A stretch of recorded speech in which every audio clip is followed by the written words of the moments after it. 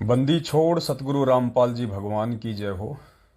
परमपिता परमात्मा, सारी सृष्टि के रचनहार, कुल मालिक, असंख्य ब्रह्मांडों के रचयिता, जगत गुरु, संत शिरोमणि, तीनों लोकों में प्रवेश करके सबका धारण पोषण करने वाले, असंख्य ब्रह्मांडों के रचयिता व संचालन करता सतगुरु रामपाल जी परमेश्वर जी के चरण कमल में मुझ पवन दास का कोटि कोटि दंडवत प्रणाम।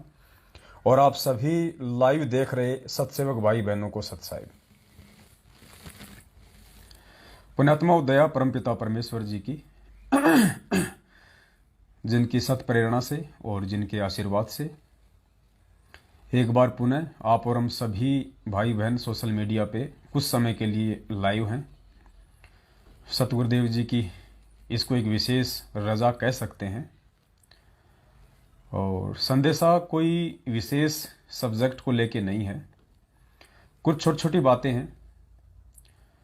और परमात्मा कहते हैं यदि उन छोटी छोटी बातों पे अपना विवेक नहीं लगाया गया, यदि हमने उन बातों पे सोचना शुरू नहीं किया, तो आगे चलकर वो छोटी छोटी बातें बहुत बड़ा नासूर बन जाएंगी और भक्ति में बाधा के रूप में आ खड़ी होंगी। पहले तो जितने भी भगत भाई बहन जुड़ते जा रहे हैं, वीडियो को एक बार शेयर कर दें हर जगह, और उसके बाद फिर हम आगे लाइव पे डिस्कस करेंगे। और साथ संगति की थोड़ी जानकारी दास दे देता है। दास की नज़र में जो साथ संगति हैं वर्तमान में इस महीने में 3 साध संगति हैं, और तीनों साध संगति का मोबाइल नंबर इस लाइव के ऊपर जो मैसेज है उसमें दिया हुआ है। उत्तराखंड में है, भगत प्रदीप दास जी के यहाँ पे उनका मोबाइल नंबर दिया हुआ है। और उसके बाद हरियाणा के झज्जर में है, बहन सज्जन दासी के घर पे 11 दिसंबर की है रात्रि की। और उत्तर प्रदेश के शाहजाबाद है या शाहजहाँपुर है, उसमें राम अवतार भगत जी के यहाँ पे साथ संगति है, उसका भी मोबाइल नंबर ऊपर दिया हुआ है, संपर्क आप जी कर सकते हैं। और शंका समाधान के जो 4 नंबर है वहाँ से भी आप जी जानकारी प्राप्त कर सकते हैं। तो ये एक साध संगति की छोटी सी जानकारी थी। और इसके अलावा यदि कहीं कोई साध संगति है और यदि आप उसमें जाना चाहते हैं तो वो आपका एक अपना डिसीजन होगा, उसको लेके कि आपने वहाँ जाना है या नहीं जाना है, वो आपका अपना डिसीजन होगा। दास अपनी तरफ से बता रहा है, दास की तरफ से जो नॉलेज में है, और दास जहाँ जाने के लिए आप जियों को कह सकता है वो केवल 3 ही साध संगति हैं। 12 दिसंबर को उत्तराखंड में, 11 दिसंबर को हरियाणा के झज्जर में, और उत्तर प्रदेश के शाहजहाँपुर में। बाकी आपकी अपनी इच्छा है, आपकी अपनी मर्जी है, ये दबाव का मार्ग नहीं है। आप जाएं ना जाएं ये आपके ऊपर निर्भर करता है,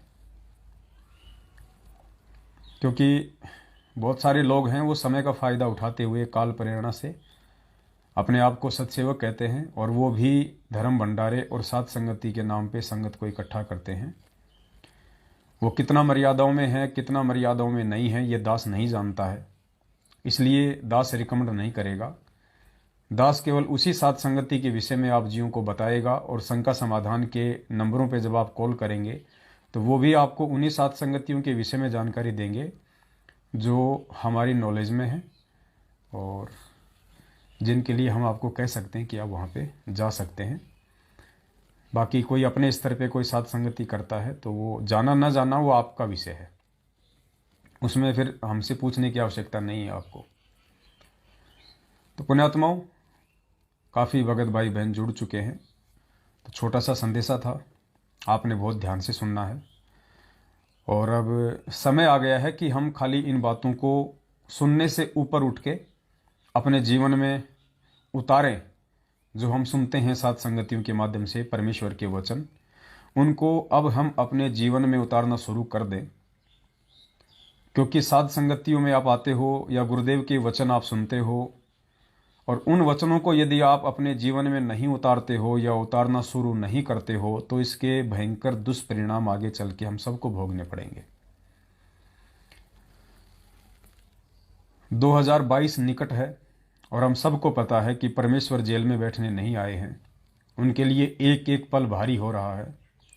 इंतज़ार किस चीज़ का है ये भी आप और हम सब जानते हैं। तो अब हम सोच समझ के और संभल कर चलना सीख लें इस भक्ति मार्ग पर। ये कोई बच्चों का खेल नहीं है, ये परमात्मा का भक्ति मार्ग है। इसे या तो अभी तक हमने अच्छे से समझा नहीं है, और समझ लिया है तो फिर हम लोग गफलतबाजी बहुत ज़्यादा कर रहे हैं। ये सीरियस होके चलने का समय है। 2021 जाने को है, 2022 नज़दीक है, और 2021 से भी भयंकर होगा 2022। कब होगा, किस समय होगा, किस प्रारूप को लेके होगा, कोई महामारी होगी, कोई युद्ध होगा, कोई संकट आएगा, वो परमेश्वर जाने क्या होगा। लेकिन 2021 से भयंकर होगा, इतना हमें ज़रूर पता है। जब तक परमेश्वर जेल से बाहर नहीं आ जाते हैं तब तक दुनिया के लिए हर दिन संकट भरा है, चुनौती भरा है, और विशेषकर हम भगत भाई बहनों के लिए, क्योंकि जगत को तो उनका संस्कार मिलेगा, लेकिन हम भक्तों को परमेश्वर ने आके जो बचने का एक तरीका बता दिया, समाधान बता दिया, उसके बाद यदि हम गफलतबाजी करेंगे, हम गलती करेंगे, तो सबसे बड़े दोषी जगत वालों के बजाय उस परमेश्वर के हम भगत होंगे। तो पुण्यात्माओं, एक तो जो अहम बात है वो ये है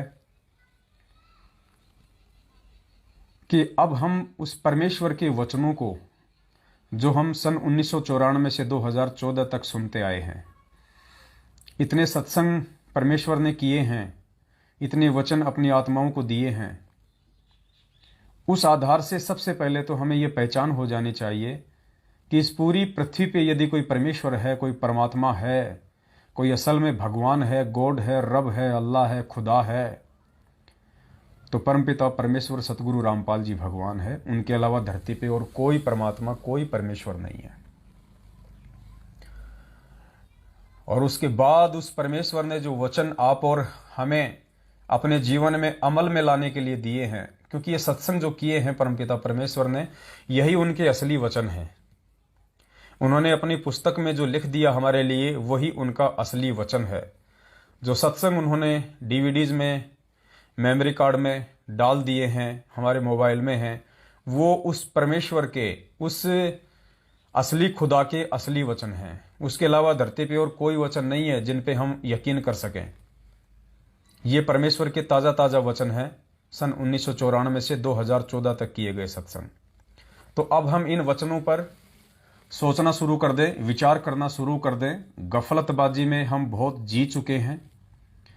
अब वो बच्चों वाली नादानियां हम ना करें जो 90% संगत कर रही है, क्योंकि 90% संगत सतगुरु रामपाल जी भगवान की 90% संगत काल प्रेरित है। 90% संगत के ऊपर कभी भी काल की कुल्हाड़ी चल सकती है। इनको केवल अपने संस्कार मिल रहे हैं, या तो पिछले जन्म के या वर्तमान में जितने समय इन लोगों ने गुरुदेव की संगत में रह के और मर्यादा निभा के जो सत भक्ति की है, केवल उसी आधार से इनकी बैटरी चल रही है। बाकी 90% संगत के ऊपर सतगुरुदेव जी का आशीर्वाद नहीं है।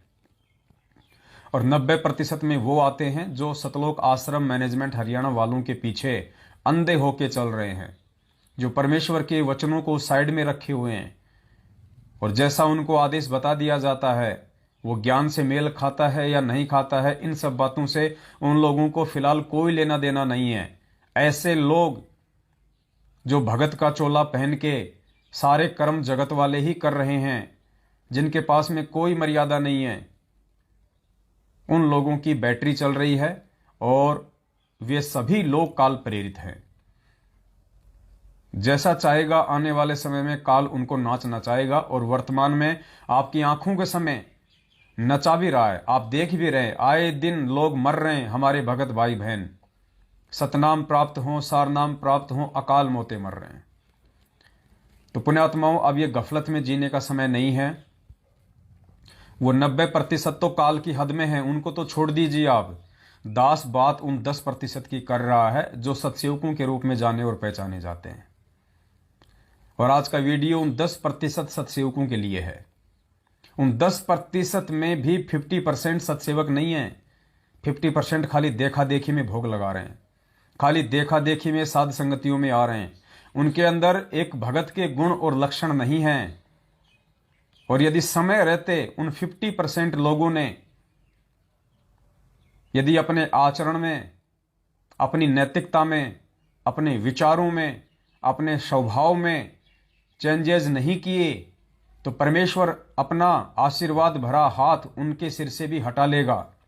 क्योंकि ये परमात्मा निर्मोही है। परम शक्ति संगीतम रिद्धि सिद्धि दाता सोही अविगत गुण अतीतम सत्य पुरुष निर्मोही। हम रोज पढ़ते हैं मंगलाचरण में। 10% जो सत्सेवक हैं उनमें से भी 50% खाली देखा देखी में सत्सेवक बने हुए हैं, जो उस अंतर्यामी परमात्मा से बिल्कुल भी छुपा हुआ नहीं है।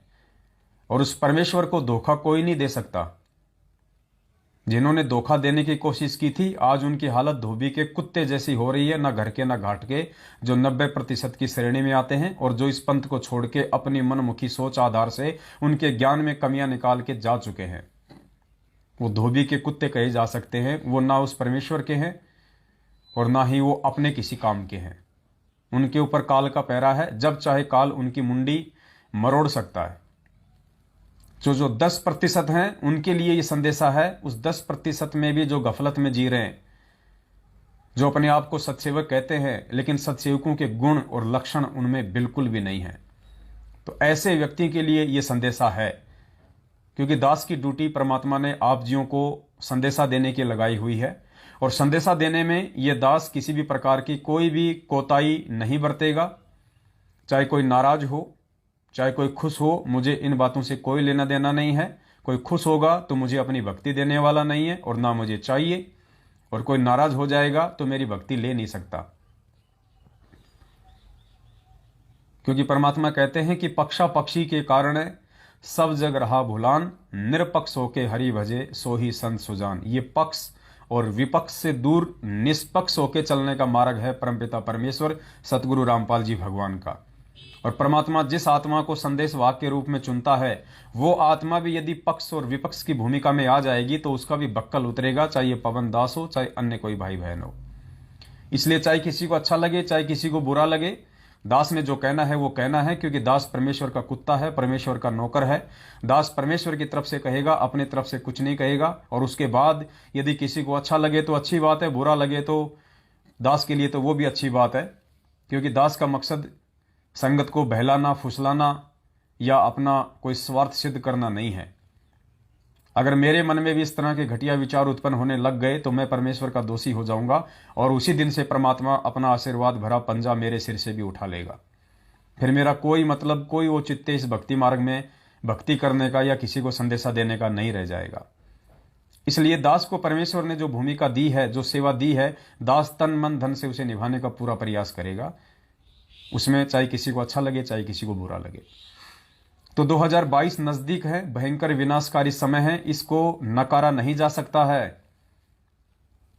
2021 से भी बढ़ चढ़ के विनाशकारी ये वर्ष होगा। क्योंकि ये परमात्मा जेल में बैठने नहीं आए हैं, और बगैर इस दुनिया को अपनी औकात याद दिलाए वो परमात्मा जेल से बाहर नहीं आने वाला है। भविष्यवाणियों में तो यहां तक साबित हो चुका है कि वो महापुरुष उस समय आएगा जब पूरे हिंदुस्तान में आर्मी शासन लागू होगा। इमरजेंसी लगी होगी पूरे इंडिया में, आर्मी शासन लागू होगा, राष्ट्रपति शासन। इस कदर भयंकर तबाही इस देश के अंदर मच जाएगी और बाहर मच जाएगी। उस समय वो परमात्मा सारी दुनिया के सामने प्रकट होगा जो आज हिसार जेल में बैठा हुआ है। दुनिया इस बात से अनभिज्ञ है, लेकिन आप भगत इस बात से अनभिज्ञ नहीं है। आप सबको अच्छे से पता है कि वो कल की अवतार कौन है, वो कल युग का अवतार कौन है, वो असली मसीहा कौन है, वो असली खुदा कौन है। दुनिया भले इस बात से बेखबर है, और दुनिया को बता भी दोगे तो वर्तमान में सतगुरुदेव जी की पोजीशन को देख के, उनकी इसार जेल वाली स्थिति को देख के, वो लोग उन्हें मसीहा के रूप में, परमेश्वर के रूप में कतई स्वीकार नहीं करेंगे, क्योंकि उनकी बुद्धि का स्तर इतना नहीं है, वे परमेश्वर के संपर्क में नहीं हैं, उन्होंने गुरुदेव के सत्संग नहीं सुने हैं। क्योंकि यहां तो खुद गुरुदेव के अपने 90% भगत ही उन्हें परमात्मा के रूप में स्वीकार नहीं कर रहे हैं, दुनिया वालों के तो हम बात ही क्या करें। तो बाकी जो 10% हैं, उनमें से भी जो 50% देखा देखी में सत्सेवक बने हुए हैं, वो भाई जरा कान खोल के सुन लें। आप लोगों के लिए भी आने वाला 2022 उसी प्रकार भयंकर साबित हो सकता है जिस प्रकार उन 90% के लिए होने वाला है। परमात्मा कहते हैं, दासा तन नेड़े नहीं और नाम धरावे दास, कि दास के तो लक्षण है ही नहीं हमारे अंदर, भगत के तो लक्षण है ही नहीं, और हम अपना नाम रखवाते हैं दास भगत। तो परमेश्वर कहते हैं कि दासा तन नेड़े नहीं, नेड़े यानी नजदीक, दासा तन नेड़े नहीं और नाम धरावे दास, पानी के पिए बिना कैसे बुझेगी प्यास। अर्थात हम दास या भगत उस समय बनते हैं जब हमारे अंदर दास और भगत के जो गुण हैं, लक्षण हैं, जो परमेश्वर ने हमें अपने अमृत वचनों में, सत्संगों में समझाए बताए हैं, हम उनको अपने ऊपर धारण ना कर लें, तब तक हम दास या भगत की भूमिका में नहीं आ सकते। ठीक इसी प्रकार सत्सेवक नाम रखवा लेना एक अलग बात है, लेकिन सत्सेवक के जो असली जो गुण हैं, लक्षण हैं, उनको अपने अंदर लाना, धारण करना एक दूसरी बात है। तो 50% जो लोग हैं वर्तमान में, क्योंकि दास इन दिनों कुछ भगत भाई बहनों की ऐसी ही हरकतें देख रहा है, दास के सामने आई है, उस आधार से दास का मन भी बड़ा खिन्न हुआ कि इतनी साध संगति करने के बाद भी इन लोगों में जरा भी बदलाव नहीं आया है। तो फायदा क्या हुआ फिर साध संगतियों में आने का, सत्सेवकों की संगति करने का, अपने आप को सत्सेवक कहने का। पुण्यात्माओं, इन साध संगतियों का मुख्य मकसद क्या है, दास आपको पहले भी बता चुका है, आज एक बार फिर से बता देता है। आप किसी भी साध संगति में अगर आए तो भंडारा करने के मकसद से ना आए। भंडारा तो परमेश्वर ने आपको दिया हुआ है, आप अपने घर पे जो खाना बनाते हैं वो भी भंडारा ही है। यदि आप खाली भंडारा करने के लिए और अपनी नींद खराब करने के लिए आते हैं, या हलवा प्रसाद खाने के लिए आते हैं, तो यह आपकी बेवकूफ़ी है, यह आपकी सबसे बड़ी नालायकी है। मालिक अंतर्यामी है, उनसे कुछ भी छुपा हुआ नहीं है। आप किसी भगत को धोखा दे सकते हो, आप अपने भाई बहनों को धोखा दे सकते हो, लेकिन आप उस अंतर्यामी परमेश्वर को धोखा नहीं दे सकते जो हिसार जेल में बैठा है और दूसरे रूप में वो साध संगति में आता है अपने बच्चों को आशीर्वाद देने के लिए। आप उस परमेश्वर को धोखा नहीं दे सकते। तो साध संगति में यदि आप आते हो तो आपके लिए कुछ विशेष मर्यादाएं हैं, वो आपने फॉलो करनी पड़ेंगे। और साध संगति का मुख्य मकसद ये है, जो परमपिता परमेश्वर चाहते हैं। 1994 से लेके 2014 तक सतगुरु रामपाल जी भगवान ने जो अनमोल सत्संग हमें दिए हैं, और जिस प्रकार से उन्होंने हमें एक भगत बनाना चाहा है, हमें एक सभ्य इंसान बनता हुआ वे देखना चाहते हैं। एक भगत के, एक दास के गुण लक्षण जो सतगुरु रामपाल जी भगवान अपने बच्चों में देखना चाहता है, वो गुण और लक्षण जब तक हम अपने ऊपर धारण नहीं करेंगे तब तक हम उनके भगत नहीं कहला सकते। हम उनके दास की परिभाषा से कोसों दूर हैं। भले हम गले में लॉकेट, हाथ में रक्षा सूत्र और 3 समय की आरती अपने घर पे बैठ के करते रहें, कानों में लीड लगा के सत्संग सुनते रहें, कोई फायदा नहीं होगा इन सब बातों का। परमेश्वर क्या चाहता है, जब तक हम वैसे नहीं बनेंगे, हम परमेश्वर से कोसों दूर हैं, हम उनके निकट नहीं हैं। भले हम अपने गुरु के रूप में संत रामपाल जी भगवान को आगे रखें, लेकिन असल में हम उनके भगत नहीं हैं। अभी तक यदि हमने उन सभी कंडीशंस को पूरा नहीं किया है, जो गुण, जो लक्षण एक भगत के, एक दास के होते हैं, तो हम अभी सतगुरु रामपाल जी भगवान के दास कहलाने के लायक नहीं है, हम उनके भगत कहलाने के लायक नहीं है। तो जो बातें गुरुदेव के सत्संगों से हम नहीं समझ पाए, नहीं जान पाए, नहीं पहचान पाए, वो सारी बातें समझने और समझाने के लिए परमेश्वर ने ये साध संगतियां रखवाई हैं। और साध संगतियों में आने के बाद भी, साध संगतियां अटेंड करने के बाद भी, यदि आपके अंदर, आपके व्यवहार के अंदर, आपके आचरण के अंदर, आपकी नैतिकता में, आपके विचारों में, आपकी सोच में, आपके बैठने उठने में, आपके चलने फिरने में यदि कोई बदलाव नहीं आया, तो भाई अभी आप सतगुरु रामपाल जी भगवान और उनके शरण से कोसों दूर हैं, भले आप हर साथ संगति अटेंड कर रहे हैं।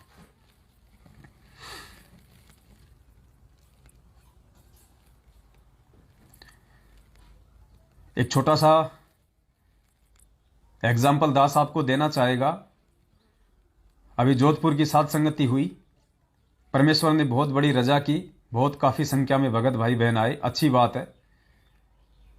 और सबने पूरी रात बैठ के साथ संगति का लुत्फ उठाया, आनंद उठाया, सबकी आत्मा गदगद हुई। किसी का भी रात्रि को सोने का जी नहीं कर रहा था। परमेश्वर के बच्चे चाय राम पे चाय राम, गुड राम, अन्य प्रकार की सेवाओं में लगे हुए थे अपने भाई बहनों के। और कुछ एक भगत जो उससे पहले भी साथ संगतियों में आते रहे हैं, दास भी उनसे पर्सनली घंटों घंटों बातें करता था, ये सोचकर कि चलो एक आत्मा भी यदि इस परमेश्वर के मार्ग से भटकने से बच जाती है तो ये दास का सौभाग्य होगा। उसके बाद वो लोग भी विचलित होते जा रहे हैं, और ना कुछ बातों को लेके, छोटी छोटी बातों को लेके, जिस बात का जिक्र भी नहीं करना चाहिए था, जिस बात का मन में कोई सवाल भी नहीं पैदा होना चाहिए था, उन छोटी छोटी माइनर बातों को लेके वो अपने मन में शंका पाल रहे हैं। तो क्या फायदा तुम्हारे भगत होने का? क्या फायदा तुम लोगों का साथ संगति से ज्वाइन होने का? क्या फायदा तुम लोगों का रातों को जाग जाग के अपनी आंखों को खराब करने का? इससे अच्छा तो अपने घर पे बैठे रहो, जैसा तुम पहले कर रहे थे वैसा अपने करते रहो। अगर साथ संगति में आके भी तुम्हारे व्यवहार में, तुम्हारी सोच में यदि बदलाव नहीं आता है तो कोई फायदा नहीं है तुम लोगों का साथ संगतियों में आने का। फिर तो वो कहानी सिद्ध हो जाएगी जो परमेश्वर बताते हैं कि कोटि वर्ष करो संगत संतों की, पत्थर का जल में क्या भीजे, एक चंदन बन में रंग ला दे, बांस बिटंबी ना सीजे। परमात्मा कहते हैं यदि पत्थर को 1 करोड़ वर्ष तक पानी में डाल के रखा जाए और 1 करोड़ वर्ष बाद यदि उसको बाहर निकाला जाए और दूसरे पत्थर के साथ यदि उसको रगड़ा जाए तो आग की चिंगारी यूं की यूं उठेगी, उसमें कुछ भी बदलाव नहीं होता है। अगर साध संगतियों से जुड़ने के बाद भी तुम अपने व्यवहार में, अपने स्वभाव में, अपनी सोच में बदलाव नहीं लाना चाहते हो तो भाई ये तुम्हारी अपनी कमजोरी है। फिर ऐसे व्यक्ति, उनसे हाथ जोड़ के विनती है वो साध संगतियों में आके भीड़ इकट्ठी ना करें। जैसा वो पहले कर रहे थे वैसा वो करते रहें। भाई ये परमेश्वर का मार्ग है और ज्यादा दोषी बन जाओगे फिर तुम। ये नौटंकी, ये दिखावा भगत का नहीं चलेगा। तुम पवन दास को मूर्ख बना सकते हो, संगत को मूर्ख बना सकते हो, परमपिता परमेश्वर को मूर्ख नहीं बना सकते। एक भाई था, उसने बहुत अच्छी सेवा की, पूरी रात जागता रहा। नाम नहीं बताऊंगा, हो सकता है उसकी आत्मा पे आघात पहुंचे। और मुझ पवन दास का ये बिल्कुल भी ये मकसद, ये प्रयोजन नहीं है कि किसी भी आत्मा को आघात पहुंचाया जाए, और जबरदस्ती यदि उसको आघात पहुंचता है तो उसमें मेरा कोई दोष नहीं है। लेकिन मैं कोशिश करूंगा अभी भी वो समझ जाए, वरना काल के मुंह में जाने में समय नहीं लगेगा। अपने आप में शाणे बनने वाले यहाँ पे धोबी के कुत्ते वाली श्रेणी में बन के घूम रहे हैं। ये अपनी शाणपत नहीं चलेगी। हमें कुछ चीजों को समझना पड़ेगा। परमेश्वर ने वर्तमान समय के लिए जिन आत्माओं को निमित्त बनाया है, आपने उनकी संगति करनी पड़ेगी। आप उनकी संगति से, उस साथ संगति से दूर रह के आप अपना बचाव नहीं कर सकते। इस चीज को अच्छे से नोट कर लेना। पूरी रात उसने मेहनत की, उससे पहले भी वो मेहनत करता रहा। साथ संगति समाप्त हो गई, उसने भी 6,000 रुपए की सेवा की भंडारे में। 6,000 रुपए की उसने अपनी सेवा दी भंडारे में।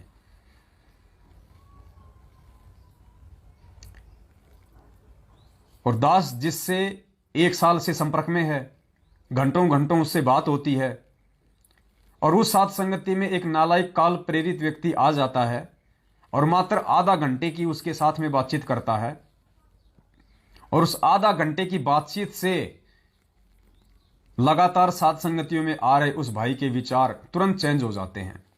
उसके मन में दोष पैदा हो जाता है, मनसा पाप पैदा हो जाता है। और दास को डायरेक्ट फोन ना करके दूसरे भगत भाई बहनों को फोन कर करके कह रहा है कि भाई ये तो दोगला आचरण हो गया। तो उस भाई ने पूछा भाई क्या दोगला आचरण हो गया? उसने कहा कि पवन दास जी तो कह रहे थे कि जयपुर को जो साध संगति थी बड़ी दीपावली के समय, उसमें जो 1,00,000-1,50,000 रुपए जो बचा है भंडारे का, आगामी साध संगतियों में सबसे पहले वही पैसा लगाया जाएगा। तो फिर पवन दास ने जोधपुर साध संगति में जो भगत भाई बहन जो पैसा दे रहे थे भंडारे में सहयोग के लिए, वो पैसा क्यों लिया? बस इस बात को लेके उसके अंदर खरपतवार पैदा हो गई। काल भगवान ने उसके अंदर अपने जीवाणु छोड़ दिए, वो जीवाणु उसको काटने लगे अंदर ही अंदर। उसके मन में खरपतवार पैदा हो गई, मनसा पाप पैदा हो गया। और दास ने उसको वैसे ही फोन कर लिया, क्योंकि दास ने उससे 5,000 रुपये लिए हुए थे। तो दास ने सोचा कि अब उसके 5,000 रुपये लौटा दिए जाए। तो दास ने 5,000 रुपये रिटर्न करने के लिए कल जैसे ही उसको फोन किया, बोला भगत जी मैं भी आपको फोन करने ही वाला था। मैंने कहा जी बताइए क्या बात है। बोलो भगत जी ऐसी सी बात है, मुझे समझ में नहीं आ रही है, ये आप क्या कर रही हो, ये दोगलाचरण हो गया, ये तो मैनेजमेंट वाला काम हो गया। तो दास की आत्मा को बड़ी चोट पहुंची और दास ने माथे में 3 थप्पी मारी कि हे परमात्मा, कहीं दास तो गलतियां नहीं कर रहा है, कहीं दास से तो कोई गलती नहीं बन रही है परमेश्वर। किस बात को लेके? इस बात को लेके कि हे परमपिता परमात्मा, 2014 बरवाला कांड के बाद आप जी चुपचाप हिसार जेल जाके बैठ जाते हैं, ना कोई आदेश, ना कोई फरमान, ना कोई निर्देश। आप चुपचाप वहां जाके बैठ गए और पूरी संगत को आपने अपने हाल पे छोड़ दिया। पूरा ज्ञान देने के बाद, पूरा समाधान देने के बाद, पूरा कोर्स करवाने के बाद, और आपने यही सोच के संगत को अकेला छोड़ा, अपने से दूर किया। 7 साल से आप हिसार जेल में बैठे हुए हैं। सिर्फ और सिर्फ आपका एक ही मकसद है कि मेरी संगत में से जितने लोगों ने मेरी संगत की है 27 वर्षों से, जितने लोग मेरे फॉलोवर्स हैं, मेरे भगत हैं, उनमें से असल में मेरे हैं कितने और असल में उसमें से काल के कितने हैं। जो मेरे हैं वो मेरे से चिपके रहेंगे, मेरे प्रत्येक वचन पे चलेंगे। मैं चाहे जेल में रहूं, चाहे मैं सतलोक चला जाऊं, वो आजीवन अंतिम श्वास तक अपने गुरुदेव भगवान को परमेश्वर मान के उनके प्रत्येक वचन पे चलेंगे, चाहे उनको कितनी कठिनाइयों का सामना करना पड़े, कितने संघर्ष झेलने पड़े। और जो नकली हैं, जो काल प्रेरित हैं, जो खाली देखा देखी में रोट पाड़ खीर पाड़, जो सतलोक आश्रम बरवाला में आ रहे थे, जा रहे थे, भगत का चोला पहन के एक अच्छे व्यक्ति और अच्छे भगत बनने का जो ढोंग कर रहे थे, वो मेरे से दूर हो जाएंगे। क्योंकि आने वाले समय में मुझे ऐसे व्यक्तियों की आवश्यकता नहीं है, और ऐसे व्यक्तियों को सतयुग में प्रवेश करने से पहले पहले मैं अपने से दूर कर दूंगा। तो परमेश्वर, कहीं दास से ये गलती तो नहीं बन गई कि परमात्मा आप ये गंदगी साफ करना चाह रहे थे और ये दास बीच में ही कूद पड़ा फालतू में, कि हो सकता है उस गंदगी में भी कोई परमेश्वर का हंस हो, कोई परमेश्वर का बच्चा हो, थोड़ा बहुत उसके अंदर कोई कमी हो सकता है वो समझ जाए और वापस मुख्य धारा में आ जाए और वापस परमेश्वर की संगति कर ले, एक भगत के गुण और लक्षण अपने अंदर धारण कर ले, वो भी परमेश्वर के हीरे मोती लाल की श्रेणी में शामिल हो जाए। कहीं दास ने बीच में फालतू में इन गधों को बचाने के लिए, इन मूर्खों को बचाने के लिए कहीं बीच में फालतू में एंट्री तो नहीं मारी थी? कहीं दास से ये गलती तो नहीं बन गई परमात्मा? क्योंकि अब कहीं ना कहीं दास को थोड़ा थोड़ा ये आभास होता जा रहा है कि परमेश्वर ने जो 2014 से संगत को अपने से दूर किया था, वो इसीलिए किया था, जो गंदगी होगी वो ऑटोमेटिक बाहर निकल जाएगी। कुछ तो मर जाएंगे, कुछ दूसरे पंथों में भग जाएंगे, कुछ भक्ति छोड़ के अपने घरों में बैठ जाएंगे। और जो मेरे बच्चे होंगे, जो असल में संत रामपाल जी भगवान के अनुयायी होंगे, उनकी हंस आत्माएं होंगी, वो ही इस भक्ति मार्ग पे टिकी रहेंगी। वो संघर्ष भी करेंगी, हर प्रकार की कठिनाइयों का सामना भी करेंगी और अपने गुरुदेव पे अटल विश्वास करते हुए भक्ति भी करेंगे। और ये बिल्कुल हकीकत है पुण्यात्माओं। कहीं न कहीं दास की ये गलती थी पिछले 7 वर्षों से, और दास अपनी इस महाभूल के लिए, अपनी इस गलती के लिए परमपिता परमेश्वर सतगुरु रामपाल जी भगवान से क्षमा प्रार्थी है कि परमात्मा जिस गंदगी को छांटना चाहता था, जिस गंदगी को बाहर निकालना चाहता था, उस गंदगी को इस नीच पवन दास ने जबरदस्ती रोक के रखने का प्रयास किया, यह सोचकर कि हो सकता है इस इस गंदगी में से भी कोई अच्छी हंस आत्मा हो और वो अपना जो कर्म है वो सुधार ले और परमात्मा के चरणों में आ जाए। तो अब इस दास को लगता है कि ये गंदगी है और ये गंदगी किसी के सुधारने से नहीं सुधर सकती है, और 90% गंदगी उस परमात्मा ने सतलोक आश्रम मैनेजमेंट हरियाणा समेत उनके पीछे जितने भी बहन भाई लगे हुए हैं, जो 90% की श्रेणी में हैं, जो फर्जी नामदान केंद्रों पे आते हैं जाते हैं, जो इन कुपात्रों को ज्योति पाठ और दान का पैसा देते हैं, जो स्टेट कोऑर्डिनेटर जिला कोऑर्डिनेटर नामदान संचालकों के संपर्क में हैं, जो इन फर्जी आश्रमों में दिल्ली मुंडका भिवानी जिंद सिंहपुरा यहां जाते हैं, जो रैली धरने प्रदर्शन आंख बंद करके वहां जाते हैं, नेताओं को सत्संगों में बुलाया जाता है, नेता माइक में हाथ पकड़ के भाषण देते हैं, वो नालायक, वो मूर्ख, वो मंदबुद्धि, वो अज्ञानी नेताओं के वहां पे भाषण सुनते हैं। ये है 90% गंदगी जो परमात्मा ने छांट दी है। ये गंदगी है, असल में इस परमेश्वर के भक्ति मार्ग में दीमक है, कीड़ा है, परमात्मा ने वो छांट दिया है। 10%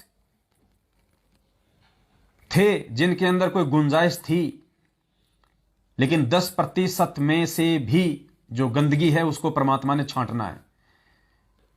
और अब 2022 नजदीक है और 2022 में अब सत्सेवकों की छटनी है। अब पता चल जाएगा कि कौन असल में सत्सेवक है और कौन सत्सेवक बनने का ढोंग कर रहा है, कौन अपनी अंतरात्मा से, कौन अपने हृदय से और कौन ज्ञान आधार से सतगुरु रामपाल जी परमेश्वर जी की पहचान करके उनको अपने हृदय से परमात्मा मान रहा है, भगवान मान रहा है और उनको भोग प्रसाद लगा रहा है और साध संगतियों में आ रहा है। और कितने प्रतिशत जो खाली देखा देखी में सतगुरु रामपाल जी भगवान को अपने घर पे भोग लगा रहा है। कितने प्रतिशत हैं जो देखा देखी में, जिनके अंदर ना तो भगत के लक्षण हैं, ना दास के लक्षण हैं और ना ही वो आत्माएं सतगुरु रामपाल जी भगवान के भगत कहलाने के लायक हैं, जो साध संगतियों में भी आ रहे हैं। ये धीरे धीरे इनकी छटनी हो जाएगी। वो चाहे अपने अंदर कितने ही होशियार क्यों ना बने, चाहे कोई कितना ही बड़ा सेवादार बनने का दिखावा नाटक ढोंग क्यों ना करे, कोई कितनी ही अच्छी मृदु भाषा बोलने की नौटंकी क्यों ना करे, कोई कितनी ज्यादा सेवा करने का प्रयास क्यों ना करे, अगर उसके अंदर दास के गुण नहीं है, भगत के लक्षण नहीं है और यदि सतगुरु रामपाल जी भगवान उसको रिजेक्ट कर चुके हैं, तो वो व्यक्ति ज्यादा दिन तक साध संगतियों में भी अपनी नौटंकी नहीं दिखा पाएगा, नहीं चला पाएगा। उसका ढोंग ज्यादा लंबे समय तक नहीं चलेगा, क्योंकि वो अंदर से परमेश्वर को परमेश्वर नहीं मान रहा। तो ऐसे जो भगत हैं, जो खाली एक भगत बनने का ढोंग कर रहे हैं, दिखावा कर रहे हैं, जो एक पत्थर के समान है, लाख के समान है। लाख, परमेश्वर ने बताया लाख एक धातु होती थी जिसकी पहले चूड़ियां बनती थी, लाख की।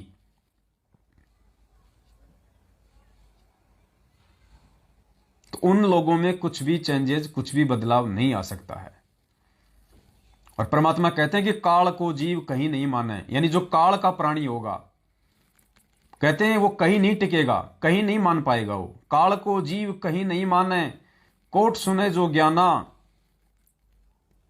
और जैसे लाख अग्नि के माही और बिछुड़ते काट समाना, जैसे लाख अग्नि के माही जिसकी चूड़ियां बनती थी लाख धातु की, गुरुदेव कहते हैं कि उस लाख को जब आप आग के नजदीक लेके आते हो, आग के ऊपर लाते हो, तो वो पिघल जाता है और उसी समय उसकी चूड़ियां बनती हैं। और कहते हैं बिछुड़ते काट समाना, और जैसे ही वो उस अग्नि से दूर हटता है, तुरंत वो काठ के जैसा, पत्थर के जैसा टाइट हो जाता है, जैसे डामर होती है। जब तक आप डामर को अग्नि के पास रखोगे वो तरल पदार्थ के रूप में रहेगी, और जैसे आप उसको आग से दूर कर दोगे, थोड़ी देर में पत्थर के समान हो जाती है। तो ऐसे व्यक्ति जो साध संगतियों से जुड़े हुए हैं लेकिन उनका हृदय साफ नहीं है, उनके अंदर मनसा पाप है, मानसिक पाप है, ऐसे व्यक्ति भी धीरे धीरे धीरे धीरे दूर हट जाएंगे इस परमपिता परमेश्वर से। क्योंकि दिखावा, धोखा और छल कपट इस परमात्मा से नहीं किया जा सकता, भगतों से कर सकते हो तुम। तो पुण्यात्माओं, दास का निवेदन है कि ऐसी आत्माओं से हमारा भी किसी प्रकार का कोई संबंध नहीं होना चाहिए।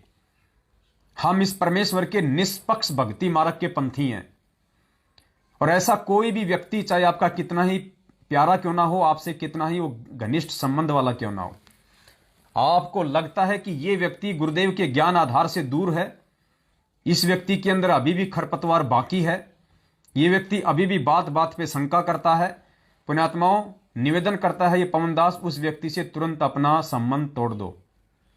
चाहे वो कितना ही प्यारा क्यों ना हो, एक दिन आपको भी ले डूबेगा वरना वो आदमी। अगर आप सत्सेवक होने के बावजूद किसी दोगले व्यक्ति की संगत करते हो, किसी ऐरे गहरे नथु खैरे जो राग द्वेष और ईर्ष्या से ग्रसित है, जिनका काम ही सारा दिन सत्सेवकों को बदनाम करने का है, मैं कहां संकेत कर रहा हूं?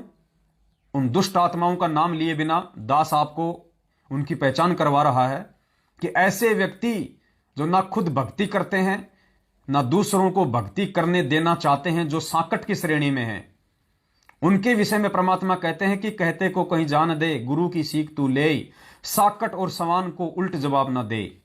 सबसे पहले तो ऐसे राग द्वेष और ईर्ष्या से जो ग्रसित व्यक्ति हैं, जिनके आए दिन संगत में पोस्टर वायरल होते रहते हैं बेवजह निराधार, जिन्होंने खुद तीनों समय की आरती करनी छोड़ दी है, जिन्होंने परमेश्वर के मंत्र जाप करना छोड़ दिया है, जो गुरुदेव को परमात्मा नहीं मानते, जो गुरुदेव को जन्म लिया हुआ मानते हैं, जो काल के जीव हैं, ऐसे व्यक्तियों से यदि अभी तक आपका किसी प्रकार का कोई संबंध है, पुण्यात्मा इस बात को नोट कर लेना, 2022 नजदीक है और ये जो संदेशा दिया जा रहा है ये परमेश्वर के बच्चे के द्वारा दिया जा रहा है, ये परमेश्वर का ही संदेशा मान लेना आप, क्योंकि हर बात वो परमात्मा आपको सामने आके नहीं कहेगा, वो निमित्त बना देता है वो किसी को भी। ऐसे राग द्वेष और मान बढ़ाई से जो ग्रसित व्यक्ति हैं, उनकी पहचान दास आपको बता देता है, जो बेवजह के पोस्टर सारा दिन बना बना के किसी को ठग, किसी को भगोड़ा, किसी को नाना प्रकार की झूठी उपाधियां दे दे के अपने भी कर्म खराब करते हैं और दूसरी आत्माओं के मन में भी शंकाओं के बीज पैदा करते हैं। ऐसे व्यक्तियों से आप जी 2022 से पहले पहले अगर आप जीवित रहना चाहते हैं, अगर आप इस परमेश्वर के भगत बन के आने वाले विनाशकारी समय में अपना बचाव चाहते हैं, ऐसे व्यक्तियों का नंबर तक आपके मोबाइल में नहीं होना चाहिए। उनको आप जी उनके नंबर जो है ब्लॉक कर दीजिएगा। किसी भी प्रकार का आपने उनसे कोई संबंध नहीं रखना है, क्योंकि वो दुष्ट आत्माएं हैं, वो काल प्रेरित आत्माएं हैं। उनका मकसद ही संगत में गंदगी फैलाना है। वो परमेश्वर से बहुत समय पहले ही कोसों दूर हो चुके हैं। वो खाली नाम के भगत हैं, लेकिन ज्ञान आधार से वो परमेश्वर के नजदीक नहीं है। तो आपने ऐसे किसी भी व्यक्ति का ऑडियो, वीडियो, पोस्टर ना आपने किसी को शेयर करनी है और ना ही आपने उनको खोल के देखना है। कोई भी व्यक्ति यदि आपको ऐसे मनवश काल प्रेरित राग द्वेष और ईर्ष्या से ग्रसित व्यक्ति के ऑडियो, वीडियो या पोस्टर भेजता है, सबसे पहले तो जिसने आपको भेजा है आप उसको ब्लॉक मार दीजिएगा। वो गंदगी है, वरना हमेशा आपको परेशान करेगा। उसका फोन आता है तो दो टूक जवाब दे दो और उसका नंबर भी ब्लैक लिस्ट में डाल दो। बिल्कुल संपर्क नहीं रखना आपने। ये बातें कान खोल के सुन लेना, दास बार बार नहीं बताएगा। ये अंतिम चेतावनी है साध संगत वालों को। यदि आप किसी भी ऐसे मनवश व्यक्ति के संपर्क में हैं अभी तक, और यदि आप उसके ऑडियो, वीडियो, पोस्टर यदि आप देखते हैं, यदि आप उसके ऑडियो, वीडियो, पोस्टर को खोल के देख रहे हैं, तो कहीं ना कहीं आपके अंदर अभी शंका है। आप अभी पूर्णतया इस परमेश्वर के मार्ग में संतुष्ट नहीं है। और जिन आत्माओं को परमात्मा ने साध संगतियों के लिए निमित्त बना रखा है, कहीं ना कहीं उन पर भी अभी तक आपको कोई शंका है, पूर्णतया विश्वास नहीं है। तो ऐसे व्यक्तियों का भी आने वाले समय में बचाव असंभव है। इस परमेश्वर के मार्ग में दो नावों की सवारी नहीं चलेगी। परमात्मा कहते हैं संत ना छोड़े संतता, चाहे कोटिक मिले असंत। ये दो नावों में सवारी करने वाला मार्ग नहीं है। जो दो नावों में सवारी करेगा उसकी टांग फटेगी। वो भी सतगुरु रामपाल जी भगवान का दास और भगत की श्रेणी में नहीं गिना जाएगा, चाहे वो कितने ही साध संगति अटेंड क्यों ना करता रहे। तो जिसने आगामी विनाशकारी समय में उस काल भगवान के कहर से बचना है, वो इन पॉइंटों को नोट कर ले। ऐसे किसी भी मनवश व्यक्ति से जिसका आचरण, जिसके शब्द, जिसके विचार, जिसकी बोलचाल, जिसकी भाषा, जिसका आचरण सतगुरुदेव जी के ज्ञान आधार से और आपके गुरुदेव के वचनों से मेल नहीं खाता है, उस व्यक्ति से तुरंत अपना आध्यात्मिक जो कनेक्शन है वो काट दीजिएगा, उसके नंबर ब्लॉक कर दीजिएगा और ब्लैक लिस्ट में डाल दीजिएगा। और किसी भी भाई बहन को आपने आगे उनका कोई भी ऑडियो वीडियो पोस्टर शेयर नहीं करना है, वरना सामने वाले का समय जो आप जी बर्बाद करने जा रहे हो वो गंदगी भेज के उसके दोषी भी परमात्मा आपको ठहराएगा। ये परमात्मा का मार्ग है, ना मान बढ़ाई का मार्ग है। पुण्यात्माओं, ये बच्चों का काम नहीं है। हमें ये परमात्मा सहज में मिल गया, हमें ये परमात्मा अपने घर में आके मिल गया, इसलिए हमें इसकी पहचान नहीं हो पा रही, हम इसकी महत्वता को नहीं जान पा रहे। अरे इसी भगवान को और इसी सतमार्ग को प्राप्त करने के लिए ऋषि मुनियों ने हजार हजार वर्षों तक तपस्या करके अपना शरीर गाल दिया। गुरुदेव कहते हैं उनकी आंखों की ये पलकें जमीन से टिक जाया करती थी, लेकिन उनको तो काल ने भी दर्शन नहीं दिए। भगवान के दर्शन तो सौपन की बात है, और तुम्हें साक्षात वो भगवान आके मिल गया, और उसके बाद भी आप अभी तक इसी राग द्वेष मान बढ़ाई ईर्ष्या, मैं उसकी भी सुनता हूं, मैं उसकी भी सुनता हूं। फिर तुम किसकी सुन रहे हो? फिर तुम भगवान के कहां सुन रहे हो? जब तुम्हें गंदगी में भी रहना है और तुम्हें स्वस्थता में भी रहना है, तुम कभी भी भगत नहीं बन पाओगे। तुमने एक रास्ता तय करना पड़ेगा अपना। तो ऐसे किसी भी व्यक्ति की संगत आज के बाद आप लोगों ने नहीं करनी है। और यदि आप इतनी जानकारी प्राप्त होने के बाद यदि आप उनकी संगति करोगे तो ध्यान रखना, अभी भी आप काल प्रेरित वाली भूमिका में हो। कभी भी आपका आचरण, आपके विचार रातों रात चेंज हो सकते हैं, जैसे उस भाई की हो गए जो जोधपुर सात संगति में आया था और जिसने दास को यह शब्द कह के कि आपने तो कहा था कि जयपुर भंडारे का जो पैसा बचा है वो आगामी भंडारे में लगाएंगे। अरे भैया, वहां भंडारे में जो आत्मा आई है जोधपुर में, वो क्या अपना सहयोग नहीं करेंगी? क्या सात संगतियां बंद हो चुकी हैं? सबको पता है कि जनवरी के महीने में जयपुर में सबसे बड़ी सात संगति होने जा रही है। तो जो पैसा हमारे पास में 1.5 लाख रखा हुआ है, क्या उससे काम हो जाएगा? जितना सामान आएगा वो 1.5 लाख से सारा सामान आ जाएगा। इन लोगों के अंदर कॉमन सेंस भी नहीं है, कॉमन सेंस भी, क्योंकि इनको शंका है। इनको अभी भी साध संगतियों में आके भी अपने भगत भाई बहनों पे विश्वास नहीं है इन लोगों को। भाई, एक टीम में एक ही कैप्टन होता है, 2 कैप्टन नहीं हो सकते। अगर भक्ति करनी है तो साध संगति से जुड़ना पड़ेगा, और साध संगति से जुड़ना पड़ेगा तो भगत रह के बनना पड़ेगा, भगत रह के रहना पड़ेगा। तुम सोचो कि मैं भी पवनदास बन जाऊं, मैं भी कैप्टन बन जाऊं, मैं भी सरदार बन जाऊं, जिंदगी में नहीं बन पाओगे। उल्टा काल भगवान तुम्हें खड्डे में डाल देगा। ये मान बढ़ाई का मार्ग नहीं है। ये पवनदास बनने के लिए पीठ पे लठ खाने पड़ते हैं। खा के दिखाओ जरा। तुम्हारी बोलने की औकात तो नहीं होती इन मैनेजमेंट वालों के सामने, सवाल करने की तो तुम्हारी औकात नहीं है इन लोगों के सामने, और तुम पवनदास बनने जा रहे हो।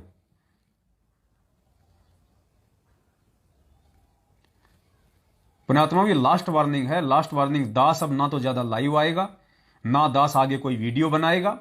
जहां दास को उचित लगेगा जिस विषय पे, दास उसी टॉपिक पे चुपचाप अपना वीडियो बना के संगत में वायरल कर देगा। दास फालतू में सिरदर्दी मोल नहीं लेगा। जो बताना था उस परमेश्वर ने, जो समझाना था उस परमेश्वर ने, उस आधार से दास ने पिछले 7 वर्षों से आप जी को खूब सारे वीडियो ऑडियो बना के संदेश दे दिए। दास को भी सतलोक जाना है, दास को भी अपना आत्म कल्याण करवाना है। और मेरा आत्म कल्याण खाली ये वीडियो बनाने से नहीं होगा, आप लोगों को समझाने से मेरा आत्म कल्याण नहीं होगा। मेरा पेट भी उसी समय भरेगा जब मैं रोटी खाऊंगा। तो जब तक मैं भक्ति नहीं करूंगा मेरा भी कल्याण संभव नहीं है।